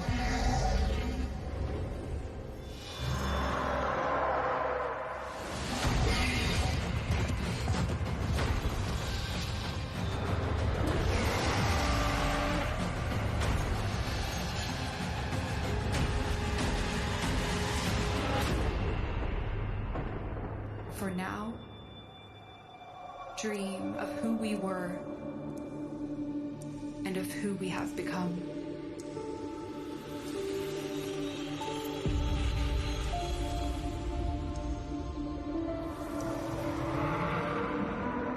That's right, they have their own Warframe Fest.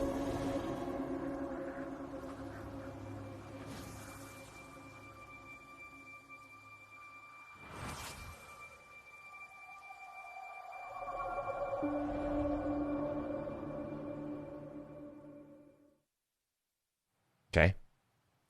Next, it's time for a new look at Honkai Star Rail, an upcoming open-world space RPG. Yeah, a lot of space today from Genshin Impact studio Hoyoverse across mobile and PC. This studio continues to deliver, and this new trailer reveals for the very first time a new and exotic realm players will be able to explore. Space Genshin? Oh my god.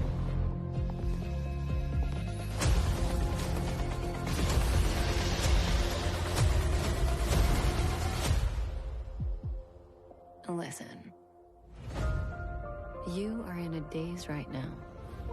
Company suddenly gets like billions of dollars and they have to figure out something to spend it on. None of that matters. In the near future, you will encounter many perils. You will meet companions who treat you like family and embark on unimaginable adventures. Is that a space train? Is that a space waifu? Oh my god. As long as you know in your heart where you're heading, you will arrive at What a space guitar. Space tea? Right trigger to hold hands? That's the you I like. You dumb bitch. Breaks his heart.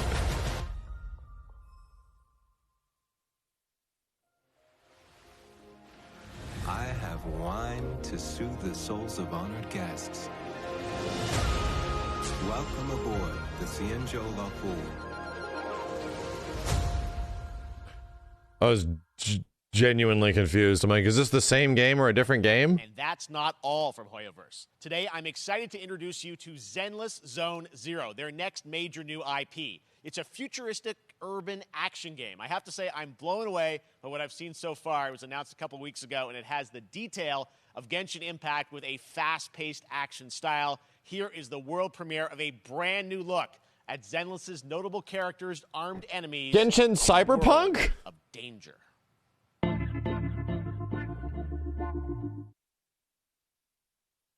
Damn, they really started spending their money on games. They had too many billions of dollars from Genshin Impact.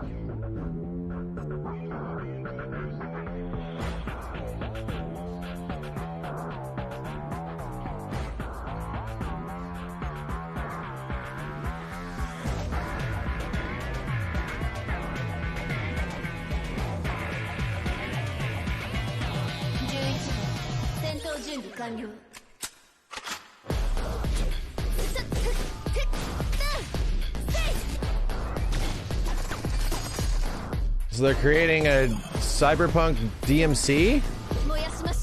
DMC Lite?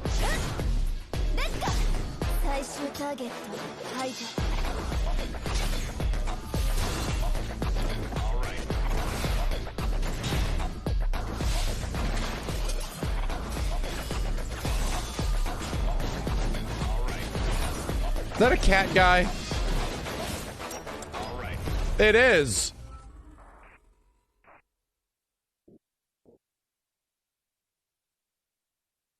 Feel awkwardly aroused by the cat guy. I'm feeling a little uncomfortable right now.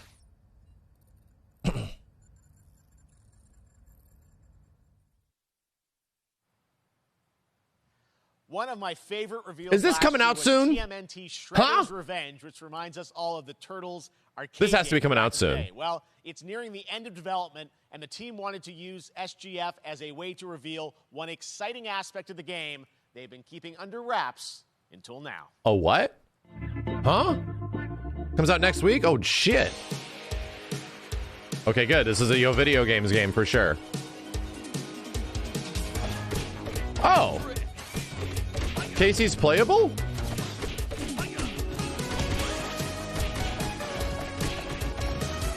Damn. Damn, this looks great. The music, also great.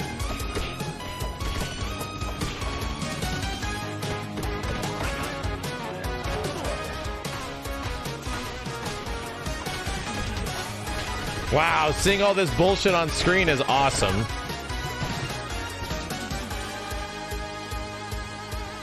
Streets of Rage 4. Oh! 6 players.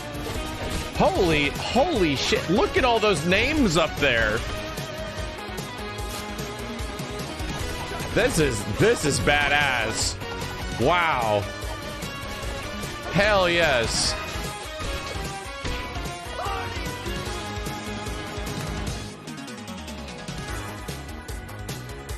Game continually looks more and more impressive. .NMU. Wasn't .NMU the same guys that,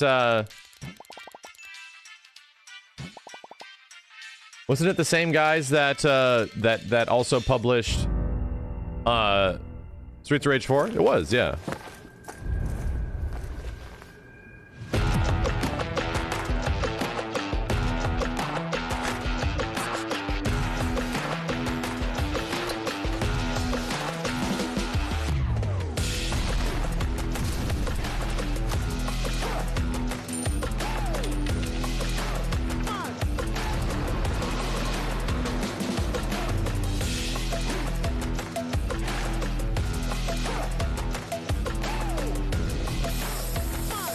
What am I looking at?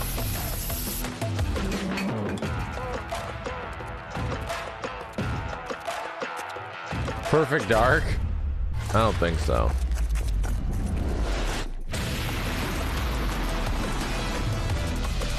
Saints Row?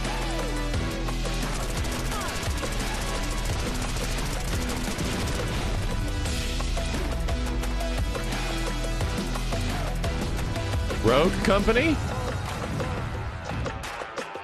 PUBG 2? Super Popel.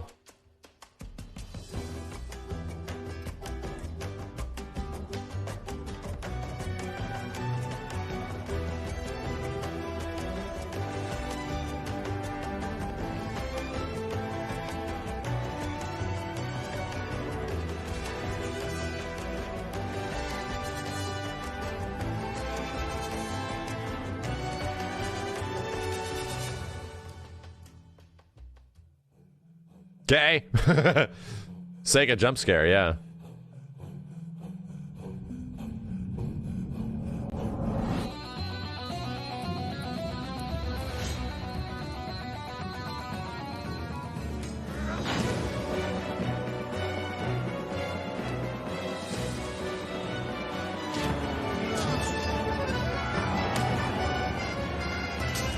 This is a trailer, all right. This is certainly a trailer. Not Civilization, yeah? How far will you push humankind?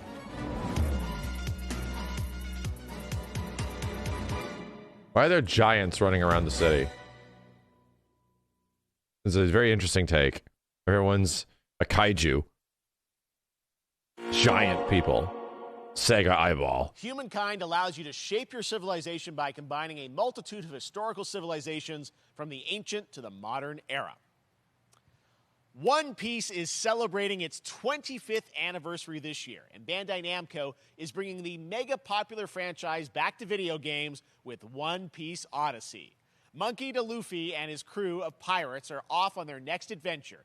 This trailer reveals the setting, a mysterious island where Luffy and his Straw Hat crew become marooned in this exciting upcoming JRPG. This is out of my wheelhouse, chat. Several journeying along the Grand Line. Several paces out of my wheelhouse. Enjoy.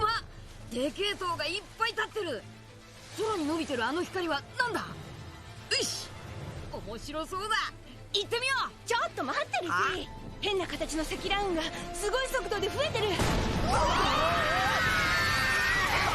いつノックアップストリームだ。I always look at this show as like anime Dragon Quest. 落ちるぞ。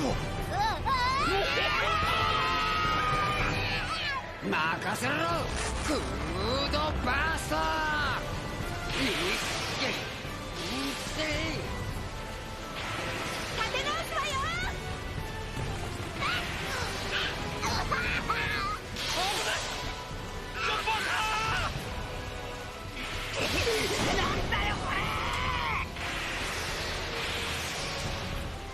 させるかよ。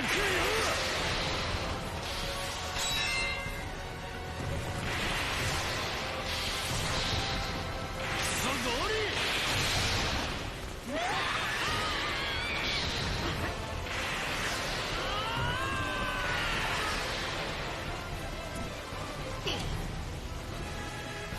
雲を抜けたぞ。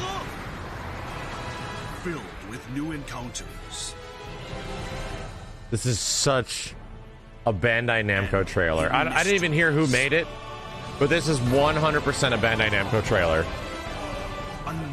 It absolutely is. Like, I don't even know if I saw Bandai Namco's logo on anything yet, but I'm calling it. Beyond imagination. The anime Bandai Namco trailer, 100%.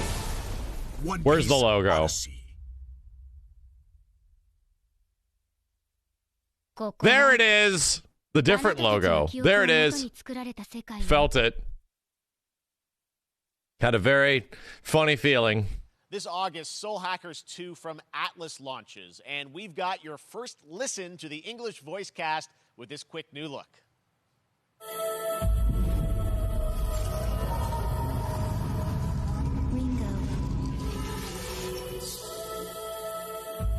Ringo.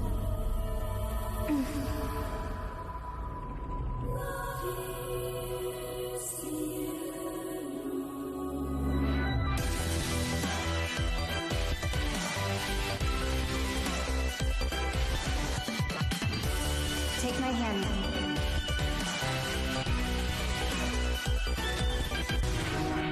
You get one more chance to make things right.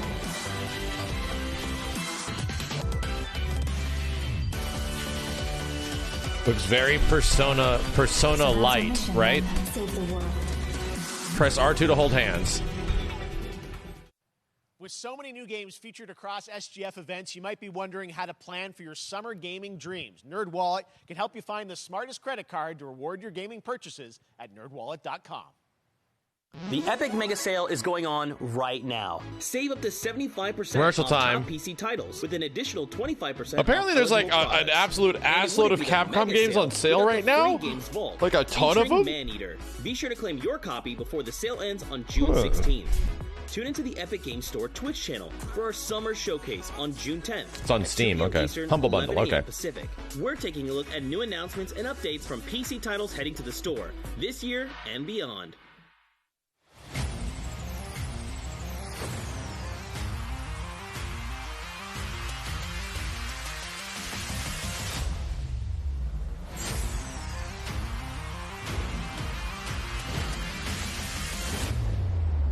You nuts?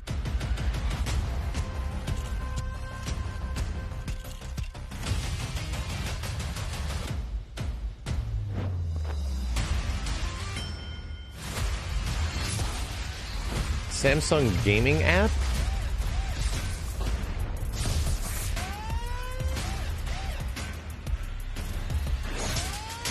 Wait a minute.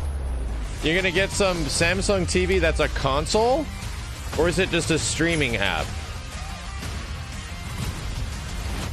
It's probably just a streaming app, right? I mean, it's a TV with like built-in streaming services. Oh, is this the announcement? It is. Arcade Stadium 2. Featuring a lot of the games that are also in Capcom Fighting Collection, but most likely not online. Which is what you're paying for in the Capcom Fighting Collection. Alpha 2, Power Battles 2, Alpha 1, Alpha 3, Darkstalkers, Jesus Christ. Darkstalkers 1 through 3?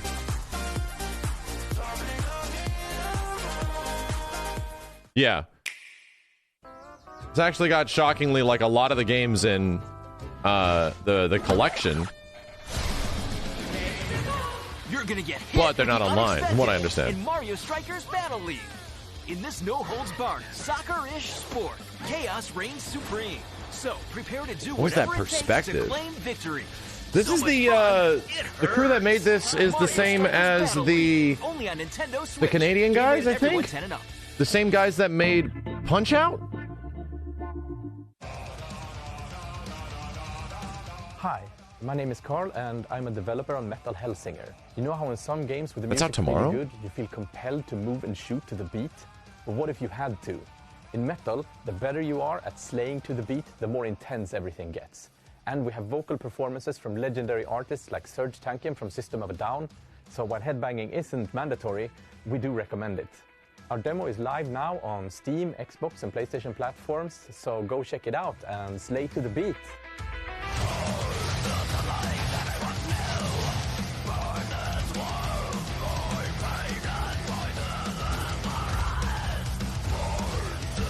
There's a few games like this now, right? These like BPM shooters.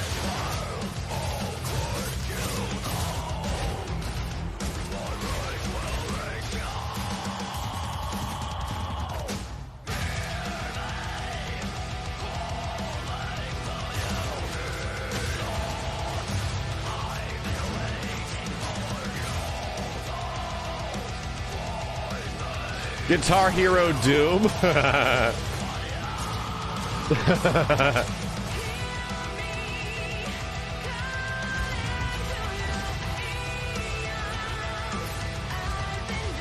I just realized I might be very late on that, right?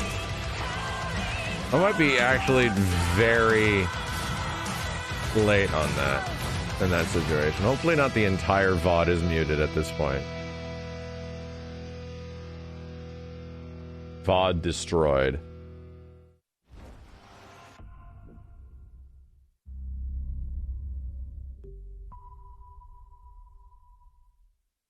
TMCA Hero. That one was Metal Hellsinger, coming later this year from Funcom, a rhythm shooter with metal music.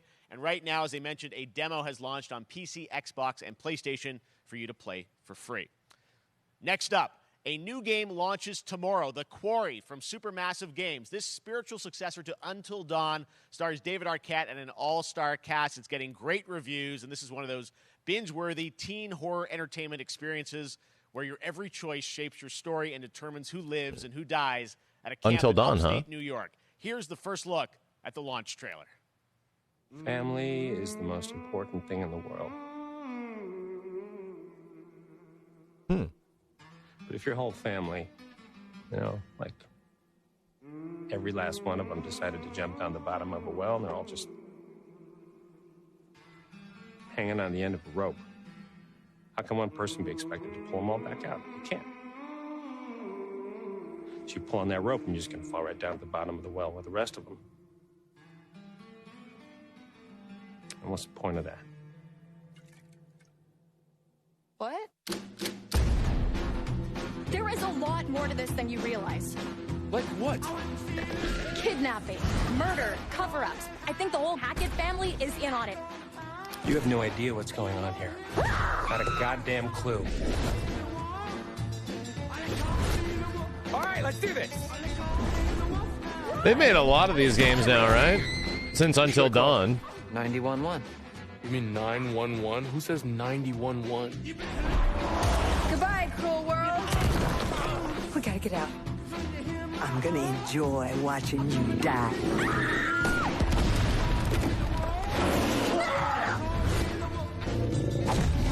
This isn't a ghost story. It's a creature feature. It's really happening, and you're all in it.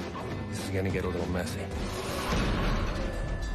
Does it have like the dude that like sits down in a chair and tells you what's going on in the story every once in a while? Back at the Game Awards, we were proud the to Until reveal Dawn guy. Nightingale, a shared world survival crafting game from Inflection Games up in Canada.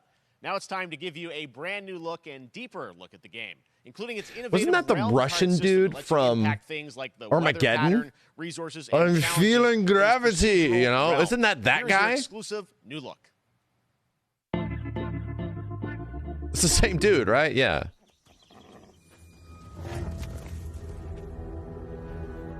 You're alone in the realms, I'm afraid. The portals are a mess. Not even sure if Nightingale made it.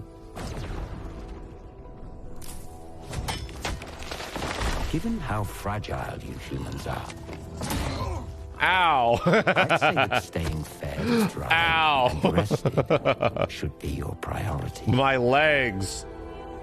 If the portal arch is inactive, you'll need to make realm cards from rare resources. Once you have realm cards, you can activate the portal. Beware though. Foul things lurk in the interrealmic void, waiting to get in. Be ready with your axe pick.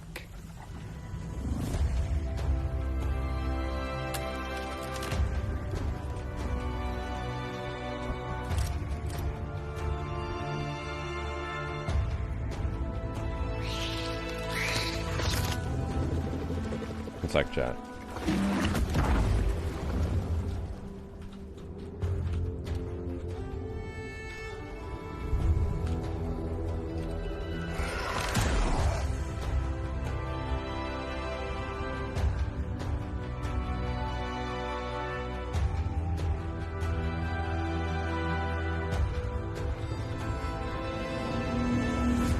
If these shadows have offended, think but this. It's fine, you're not missing anything. Doesn't look bad, chat. Don't be an asshole. Okay? Just because you're not into it doesn't mean chairs need to start fucking spinning. We don't have The Rock preaching some energy drink to our ass and then showing us something completely different, all right? The Saints are marching in on August 23rd with the reboot of Saints Row that we revealed last year. Don't be an asshole, chat room. Today, we're happy to announce the launch of the Boss Factory demo across PC and console, which lets you design and set up your character. And since it's Saints Row, you guys are going to have a lot of fun with this one. Check it out. This has been shown off for a while. You gotta do something to capture people's attention. So what do we build next? Me. It's weird it's got like a not Fortnite art style. Fortnite with like a different whoa. Damn. We are so good at this. Fortnite with crotches. Fortnite with a crotch. Crotch night. Damn. I like crotch night. I'm gonna go with that. Seriously, this is perfect. Dinner and a show, baby. Crotch night.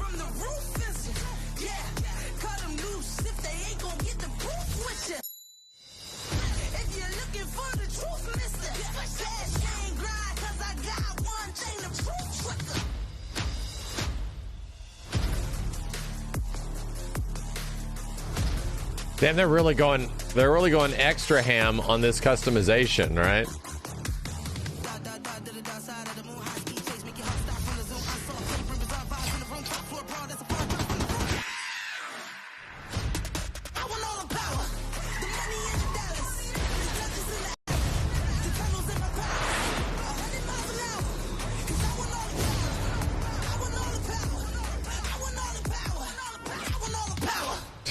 This is a big sign that said porn in the background. That also might have been DMCA'd. I don't know. Maybe it'll be okay.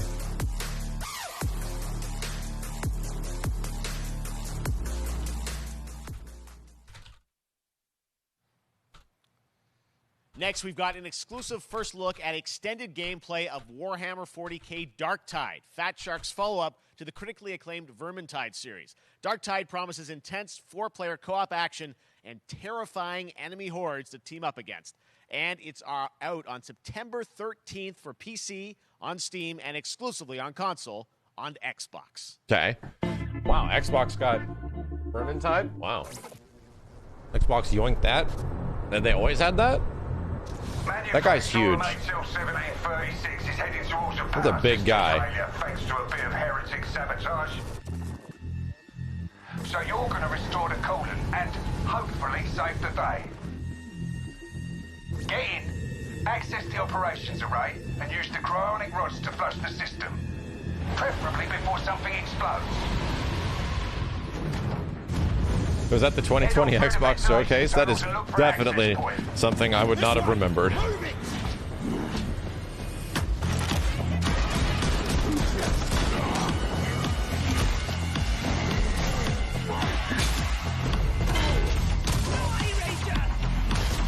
Ow.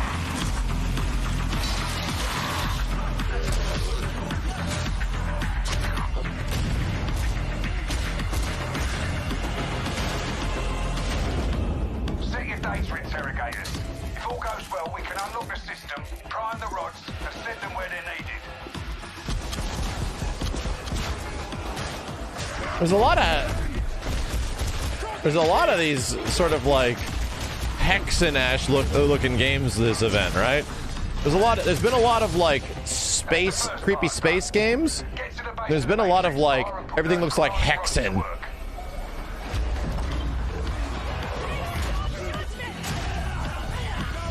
Mix between like medieval sci-fi.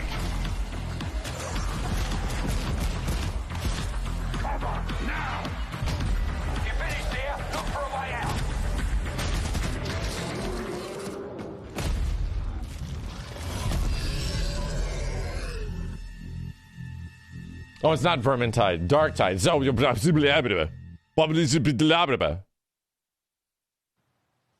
Bloober Team is known for psychological horror games like Blair Witch and The Medium. Today, they are ready to reveal their latest creation made completely in Unreal Engine 5 for a visceral horror experience. It's a return to the world of Layers of Fears. Get a dose of this. Is it happening?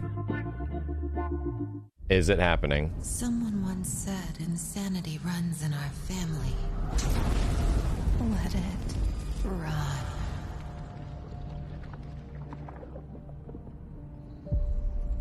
Yeah, it's not. This is not it. This is it. In the closest way it possibly could be, but not it, you know?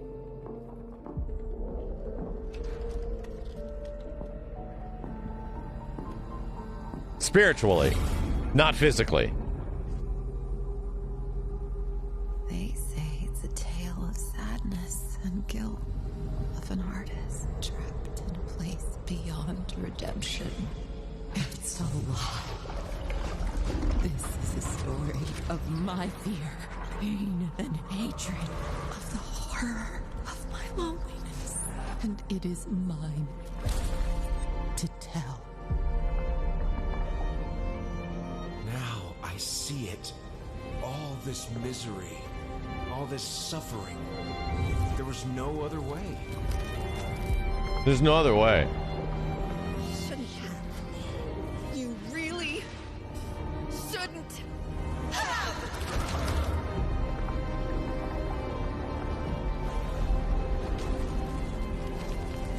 An empty shell cannot live forever. It cannot live at all.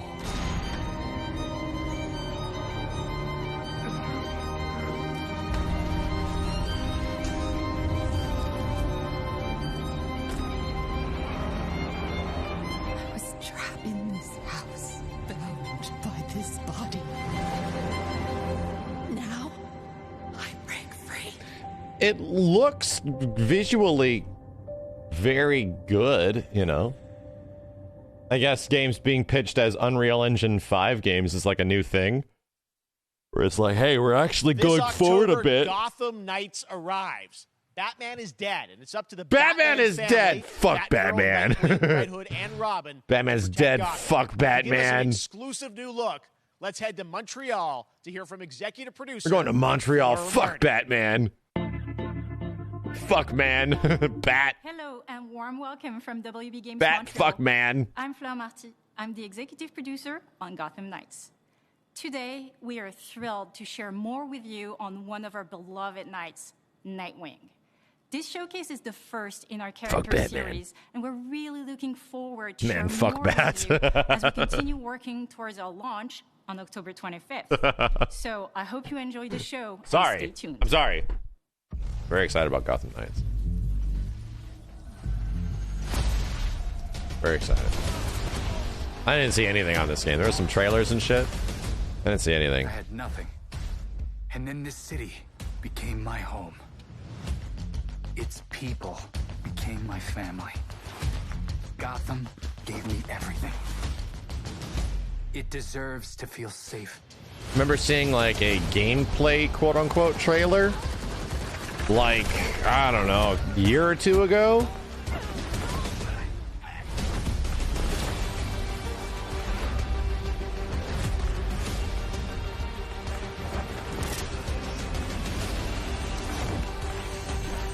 No matter how hard we try, there's always more to do. And now, Sorry.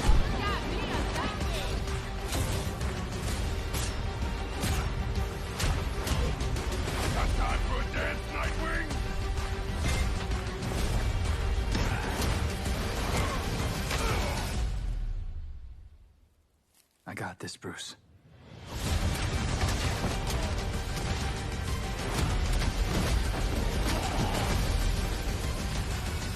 Hmm.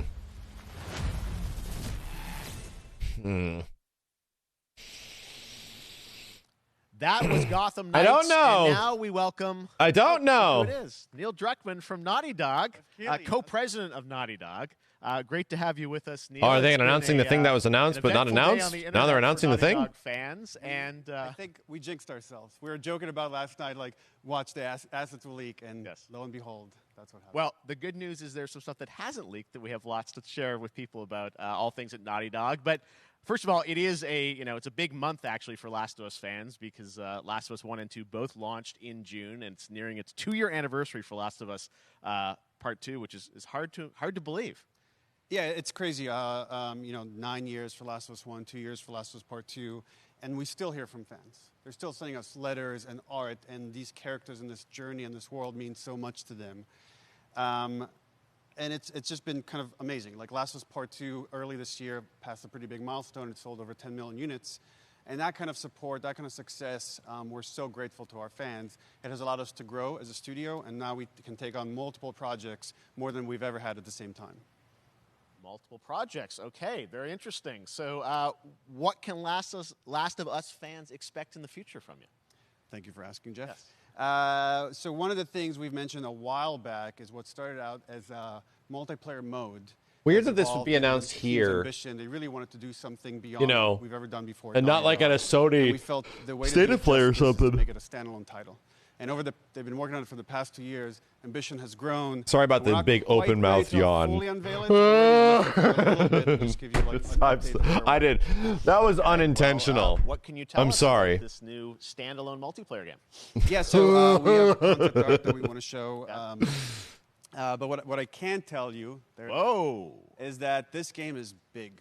Okay. It's as big as any of our single-player games that we've done, and in some ways bigger. It's got a story. So this is their multiplayer game? Telling that story is very unique to this game.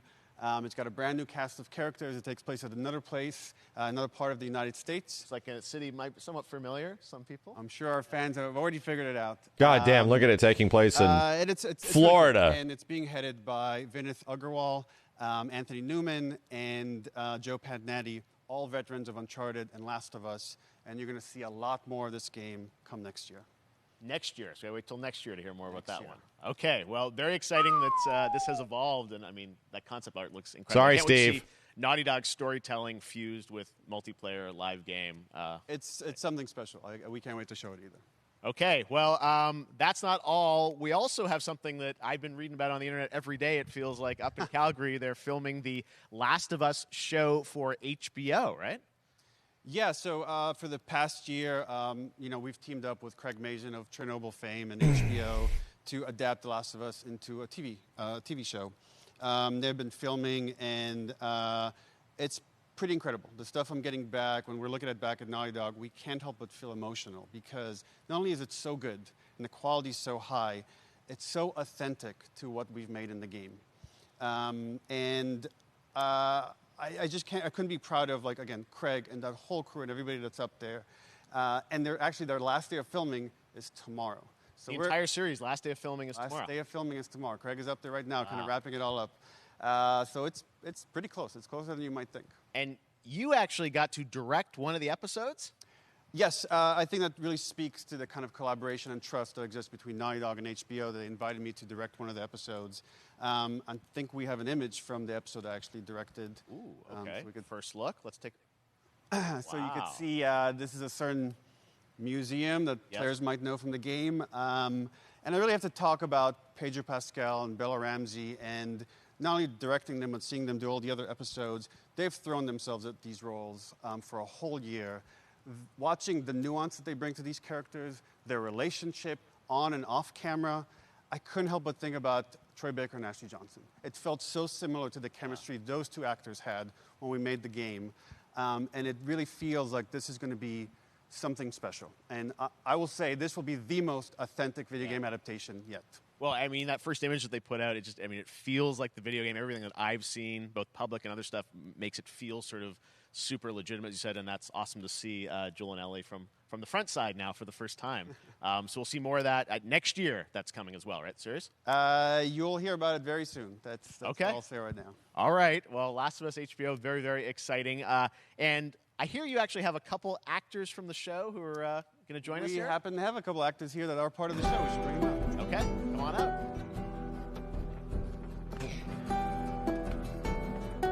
Oh, what's up, guys? Oh, hello. Surprise. Troy's back again. Hello, I know. Ashley. Good to see you. Good to see you. I'm a little confused, though. I thought maybe Pedro Bella, but Troy Ashley out here from the game, right? So when Craig and I started working on the show, almost one of our very first meetings, we said Troy and Ashley have to be a part of it. And we're such fans of the talent and helping us create Joel and Ellie. We felt like it was so important that they become part of the show. And it has to be more than just kind of like a wink to the camera and like a cameo. Okay. These are real roles that we're keeping under wraps for now. But man, I'm bummed that I couldn't be there with you guys when you filmed your stuff. There's been so much It's stuff I feel like so good on the internet. There's so much talk about what's being filmed, and I think that's you guys have kept a complete secret that you were up there and you filmed your roles by now, obviously. Well, keeping secrets with this franchise is kind of old hat. Like we've Except had for today. Except for today. Except for the date. It was one of the hardest things for us to do is to not let people know that, because we're so proud of it and the work that we did. We worked hard. The crew. I have to say, when I walked out on set, to be met with literally every person that I met on that crew is such a fan of this game, and they all knew what it was that they were working on and committed to working on this project because of their fan and their love for the game was one of the greatest. It was like I was coming home to friends. Yeah, I the attention to detail, the crew was amazing. Bella and Pedro are they're so perfect, and we've been trying to sort of describe that feeling of sort of seeing them in person. It's like the characters coming to life, but it's so much more than that. I feel like I can't fully explain it, but I am so excited to be a part of it, and I can't wait to see it. I think it is going to be so good. I love the story. I love being a part of it. I'm so excited about the series and the fact that you guys are going to be in it and undisclosed roles. I'm so fascinated how it's going to sort of bob and weave and are these characters we know from the game that they're playing new characters? Can you tell us anything? Yes. I can tell you. So sneaky. All right. Well, we're so excited. Maybe it's already on Twitter by now. Hey. All right. Well, let's talk about what was on Twitter earlier today. Lots of talk about the idea, or really what's happening is it looks like you guys are remaking the original game, and this is like a ground-up remake. Is that right? That's right. We wanted to give people the definitive version of the first game that wasn't encumbered by any technology. Wanted to find a way to get even closer to our original vision, and we're able to do it on the PS5 and PC. And instead of talking about it, let's look at it. All right, let's take a look at The Last of Us Part 1. First one, I've already seen it. Played a little bit. So why'd you leave Boston? I've been on quite the adventure, little brother. I reckon it's got something to do with that girl. It's got everything to do with that little girl.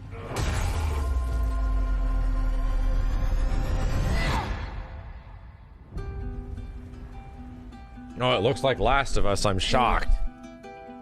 I've never been this close. It's the outside. So is that everything you hoped for? Looks like Last of Us.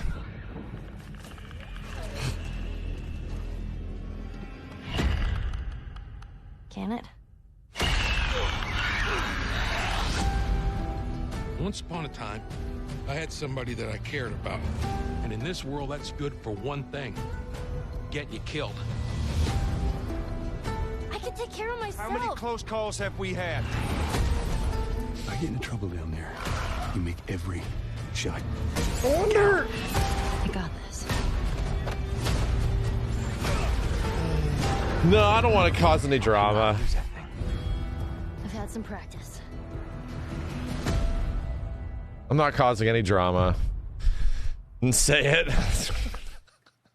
Truly one of my favorite games of the past decade. Guys, what's based your reaction to on that? what happens in the future of the series where characters eventually go and what happens to them, if that to some people devalues the events of the first game.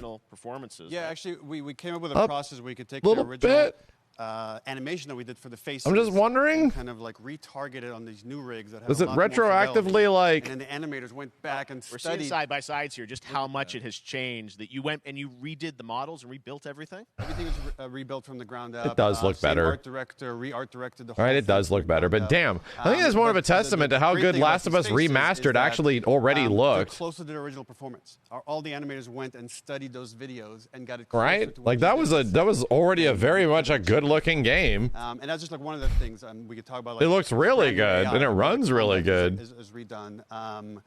Just the fidelity of everything, 60 frames per second, all this stuff you're getting on the PS5. Again, we wanted to give, knowing because of the show, because they're all new players for PS5 and PC, we wanted them to have the definitive version of The Last of Us. Amazing. Well, now you guys get to Excuse me. You guys played the game.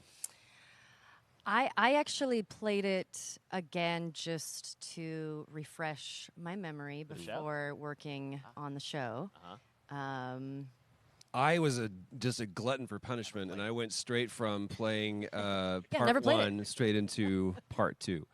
And so the last time that I played literally would have been 2 years ago, since we're celebrating the anniversary of part two coming out. So I mean, it looks like I'm definitely going to be up for another playthrough with this. I can't wait to go back because it was. Oh, I such can't wait. You guys did such an amazing job on that original game, and It's really, when you play it, when you see it in motion, it's really night and day from what it used to be. I imagine that think of The Last of Us 2 combat, but kind of that back in The Last of Us 1. Well, it's the whole, like, all the new animation system, the new AI system, everything we've learned on, like, Uncharted 4, Last of Us 2, we apply to this, again, to give that definitive version. Just to give a quick This is shout definitely out, the last this thing they're project is showing. headed up by Matthew Gallant. 100%. This is absolutely the last thing they're You'll hear showing. a lot more about it and see a lot more about it over the coming weeks leading up to the release September 2nd on PS5.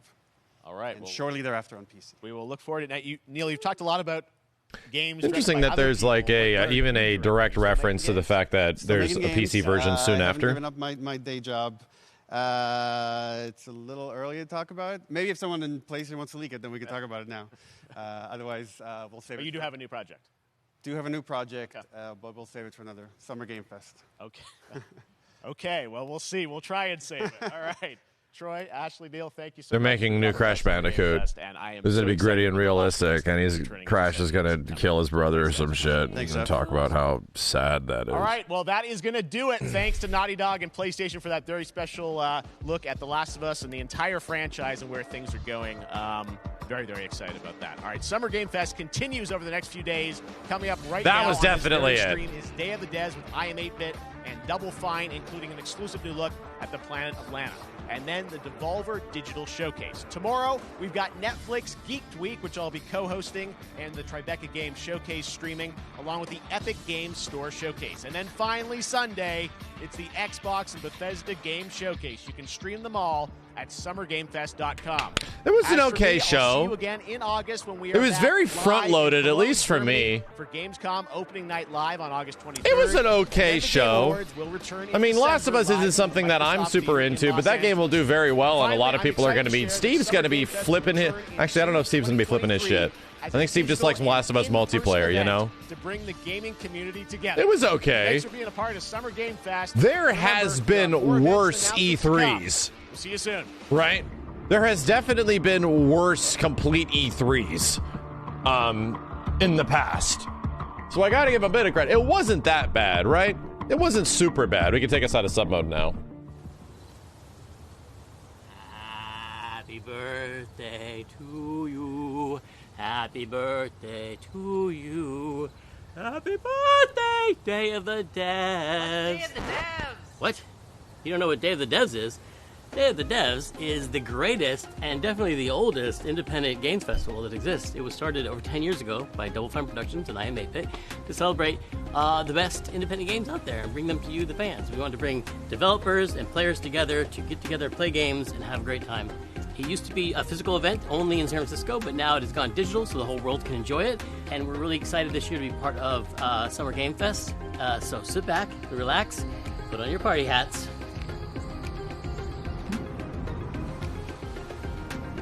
This thing? I'm supposed to put this on? That's right, everybody. Put on your party hats. Everybody. Okay, 1 second, chat. Hold on. Hang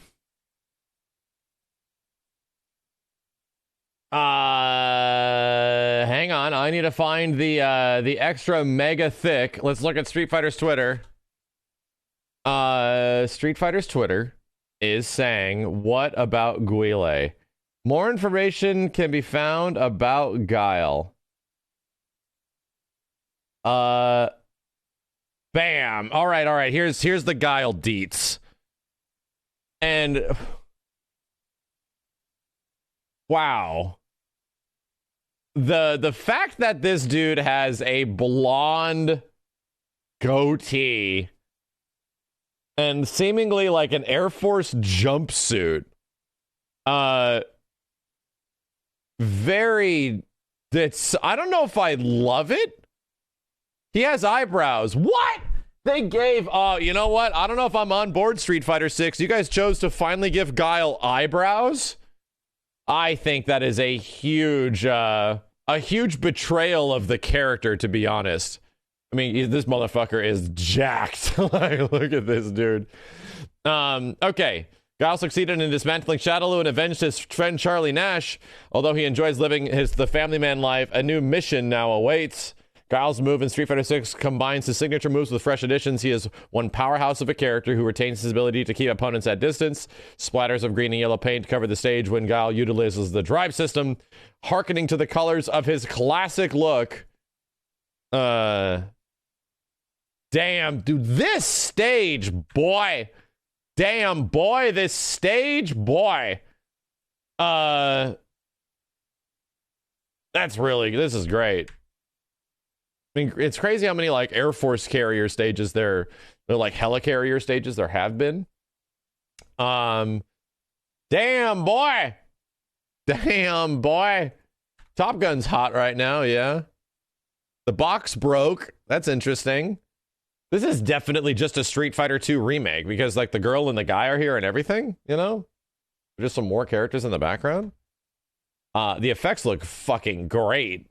Guile's clothes look ridiculous.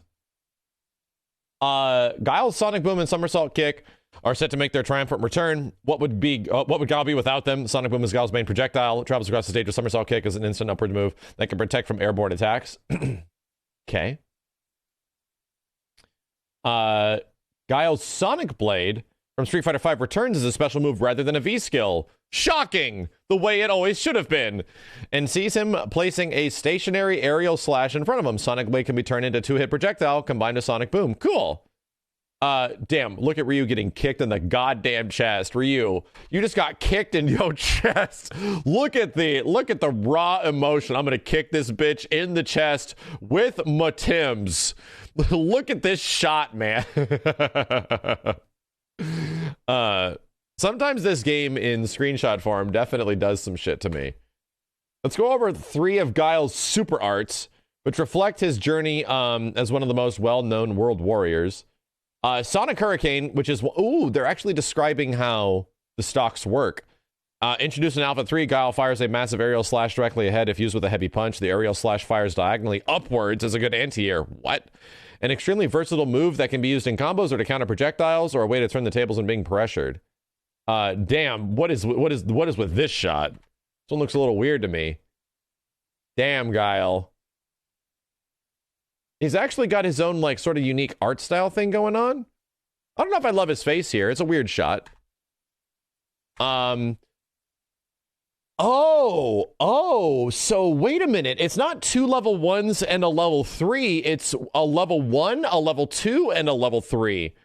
Solid Puncher introduces a Street Fighter V as Guile's V-Trigger. As a Solid Puncher is now a super art.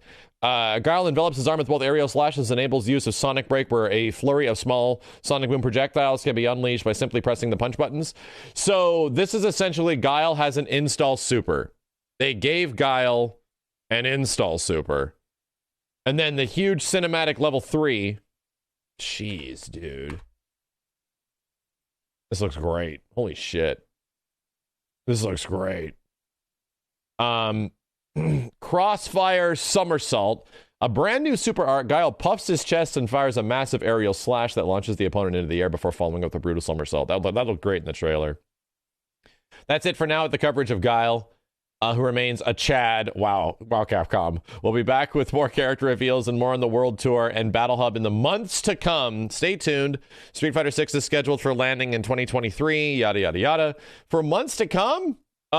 Is that it? Are we not going to be getting any more reveals are we not going to be getting another reveal on Monday? I would be disappointed. I would be disappointed if we don't get another reveal on Monday. Is this in 4K? Oh, it is. Okay, we good. Let's watch this in actual, like, primo quality. Listen to the music. I gotta review the music. Damn, it's funky. You won't know what hit you. Let me have some fun. Let's get this mission started. Jesus, those facial animations, man.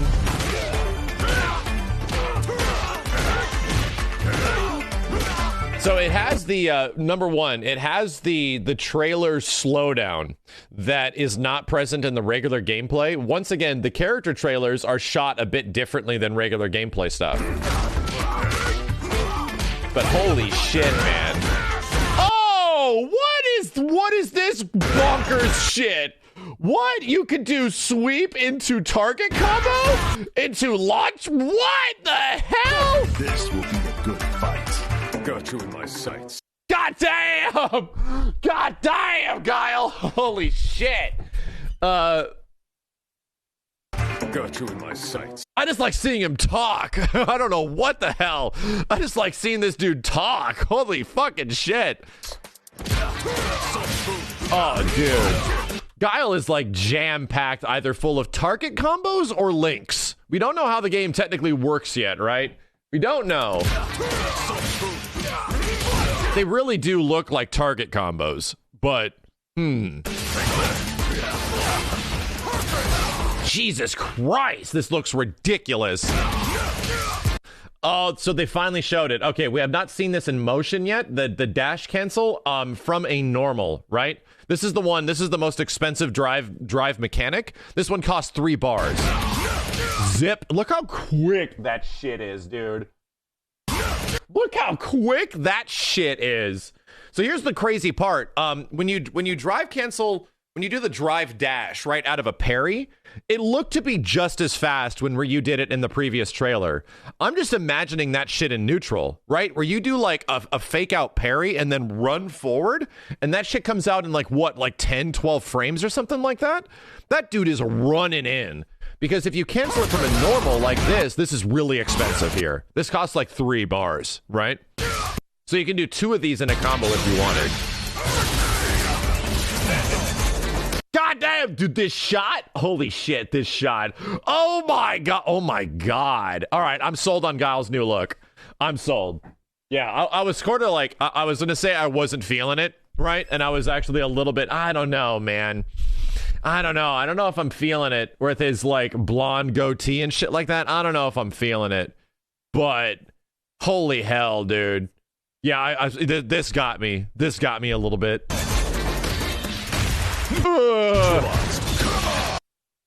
God, I need to slow this down. Okay, let's just watch it. Let's just watch it.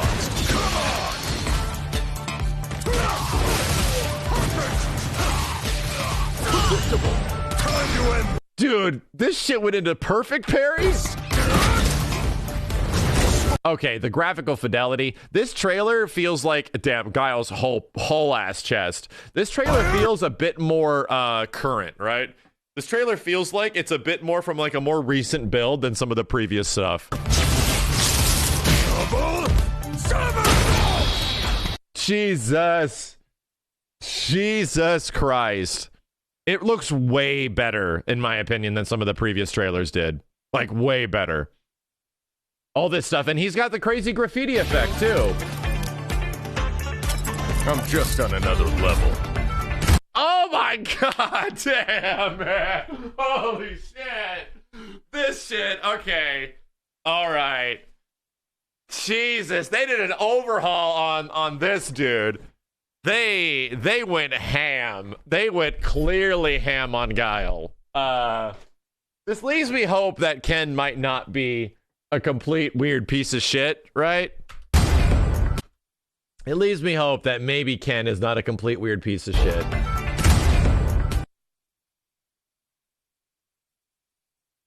God damn, man. Okay. Okay. I don't know if I was a huge fan of the theme. Unfortunately, right? I will say, right? I don't know if the theme caught me or made me feel any specific way. You know? I think I might need to hear it without all the interruptions of the gameplay. But I don't know if I'm completely sold on the music. You won't know what hit you. Let me have some fun. I think even Luke, you know what I think it is? I think it's just like the lighting, right? Like we're seeing the game in different lighting environments. And even Luke looks ridiculous here, right? Something about different stage, open lighting, just making stuff look way better. Let's get this mission started.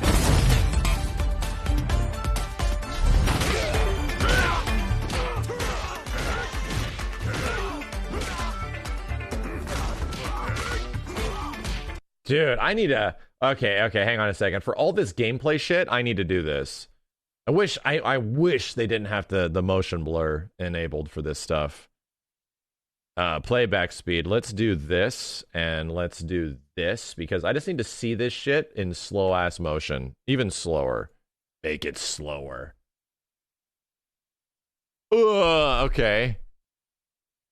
The most frames ever in a throw. Yeah, these have to be target combos. Damn, dude, the grit on his face. Yeah, look at this shit. I love it, right? They finally showed a throw. Yeah, we have not seen a throw yet. Yeah, so he has down, what is that? Down MP, forward, down MK, forward MP. This is some of that new crazy shit, though. What the fuck? Almost wondering if if that is flash kick on easy mode, right? If that's on like the easy input mode, it could be the stage theme, not the Guile theme. Yeah, dude, look at the recoiling animation on Ryu. My God, dude.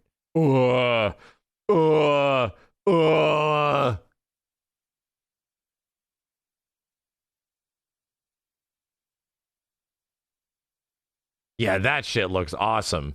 Dude, the look at all the wind and shit that it's sucking up off the ground. Holy hell, man, the detail. Holy hell. Fuck.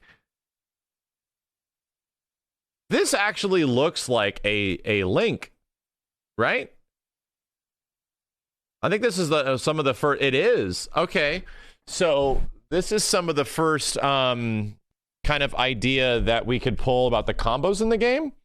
It looks like we're actually seeing Guile over here do close range, very much like what an old ST combo. Doesn't he have this? Like close range HP into down MP, you know?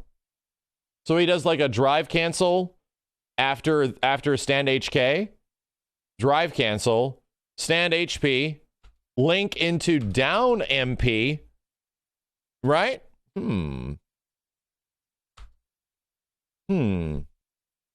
Okay. So Guile retains a bit of what he's had in like previous titles, because that button always has a ton of hit stun. Interesting. All right. You think that's stand MP? It could be. It also could be like in some games, hasn't like the hook fist been proximity HP? Maybe it was like that in alpha games or something like that. Splash. Oh my God.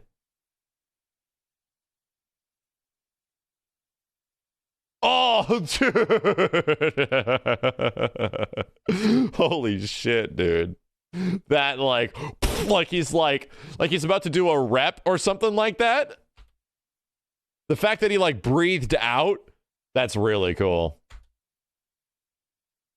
I think, is that a confirmation that there might be proximity normals? That actually, I don't know if we saw stand MP from any other distance.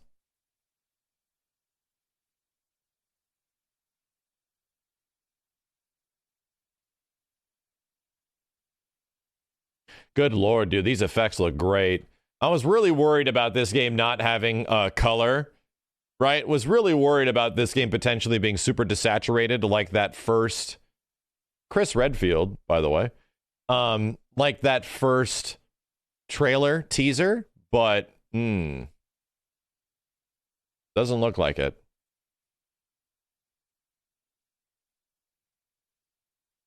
You step back, stand HP, it looks like, into your extra booms. These are the ones from his install.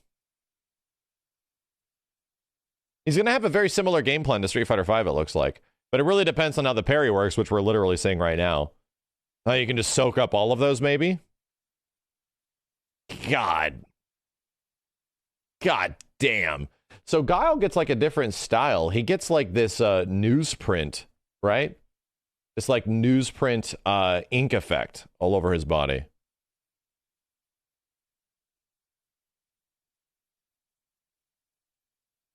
Yeah, pop art type stuff.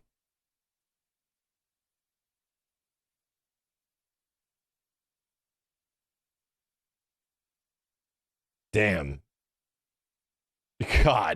God damn. Oh, the grimace on Ryu's face.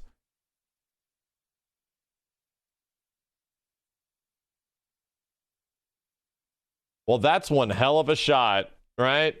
That is one hell of a shot. I will say. You know what? Even though it's like it's a character that I traditionally don't play in Street Fighter, but it's a character that is so universally well known and everyone knows something about. To see Guile changed into another character, to see Guile like doing different stuff, if not shown in a different light than any previous game, is genuinely cool, right? It's genuinely cool to see just the perspective they're taking these characters in which direction, in the Street Fighter 6 direction, which makes it naturally interesting. Is this a character I'm going to put a lot of time into? It's most likely not. But just the idea that the game around this character is changing so much is very fucking cool. Damn, man. These character models, holy fucking moly. This is like this is the thing that I was like worried about and also hoping that they would get right.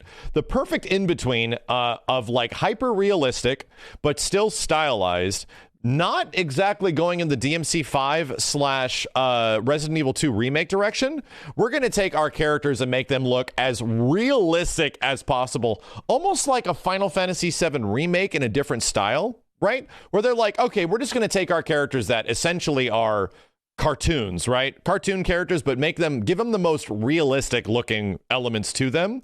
And that's where you get games like Final Fantasy VII Remake, you know, where these characters aren't real people. It's not like Devil May Cry 5, where the characters were real people, like scanned in and modified. That's a bit different. Now they're going for a level of clarity that makes a lot of sense. It's exactly as you described, you fucking prophet. Thanks, man.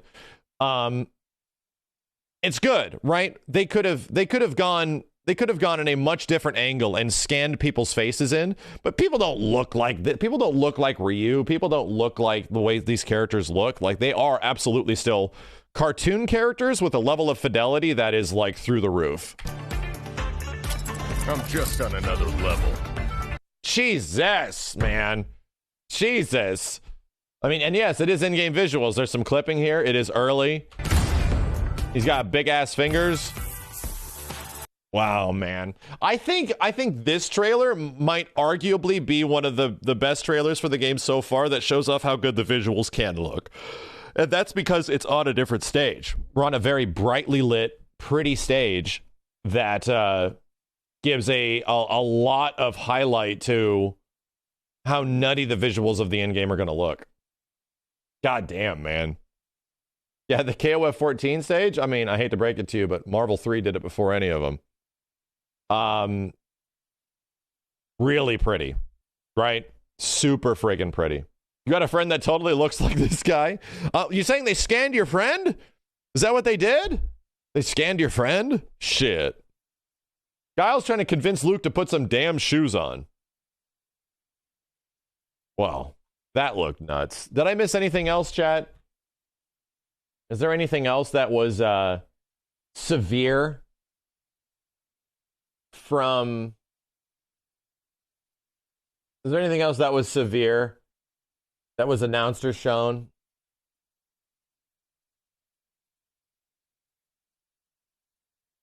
There's another DNF trailer, like another one beyond the one from last night. Another one? Okay, hold on a second.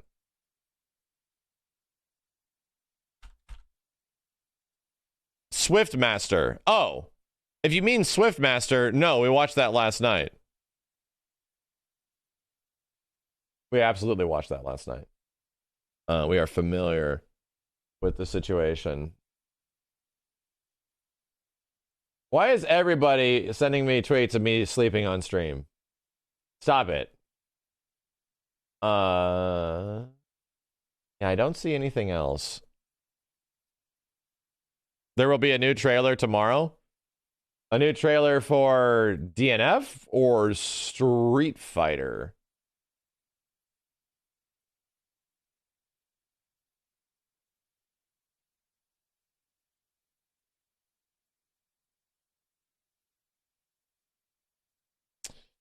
Seeing what people say about them. More target combos good for combo conversions while not charging. 3 stock supers return.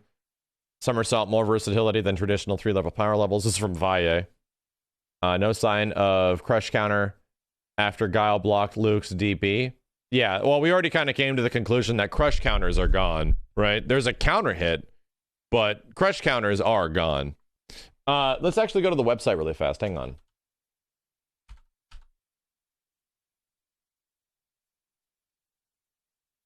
Oh, man. The website has not been updated with Guile. Not on my end.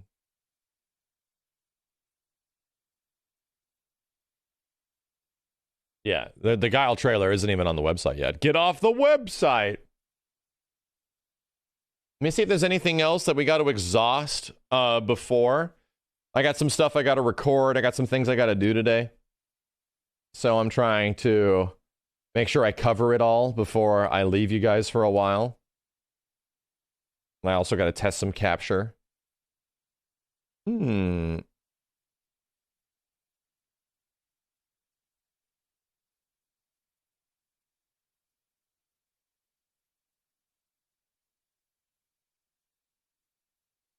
Six. Nope, I think we're good, right? Midnight Suns? I think I'm good. I think I'm good. Yeah, Arxis' Twitter has been putting out stuff over the past, like, 24 hours going over all the crazy Guilty Gear changes, which does look really cool.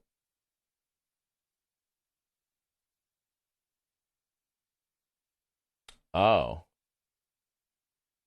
Just showing the fact that Leo can run through in the corner and get stance. Yeah. This did not happen before. Stay on the same side. Seems like a relatively small video. Zato, Milia, so they're still dropping stuff piece by piece. Okay, all right. There's a few things here and there. Hang on a second. Street Fighter's Twitter's got something?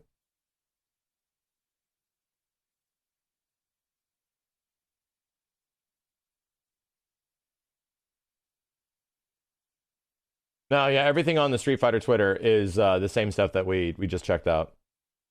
There's nothing new. There's nothing new. Well, chat, I think that's it, right?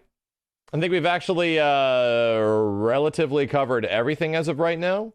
And Guile looks great. That was not who we were expecting at all. It was not what we were expecting. If anything, I really hope that there is a follow-up trailer in the near future, maybe on Monday or something like that, that is a Kimberly trailer, because she was the last character that was teased. So could be cool, right? It could be cool. When's Akuma? Likely DLC. I'm gonna wait like a year after the game comes out or something like that. Anyway, neat. I'll still have to figure out what's going on with stream tonight, because I got a bunch of shit I have to do in preparation for tomorrow before I leave. And yeah. GG's chat. Well, that Summer Games Fest thing wasn't so bad, you know? It wasn't absolutely incredible. It wasn't the most jaw-dropping thing in the world, but it was okay. You know, it was relatively front-loaded with a lot of the things we were looking for. Unfortunately, nothing on Final Fantasy VII at all. We don't need Remake Part 2 stuff, but no follow-ups to, like, Ever Crisis or any of that kind of stuff. It was okay, you know? But at least we got the Guile trailer. Right? At least there was that. And it looked friggin' really good. Tomorrow, Guilty Gear's patch comes out. Tomorrow, I'm going to be gone during a very large portion of the day, going to play some video games. I'll be back to maybe, hopefully, talk about them. We'll see how that goes. And then, yeah. So tomorrow is going to be very, very busy. And I wouldn't be surprised if by the end of like today or tomorrow that even more stuff is announced regarding other reveals and stuff like that. There might even be something for Nintendo. We don't know. We actually don't know. Anyway, thank you dudes a ton for hanging out.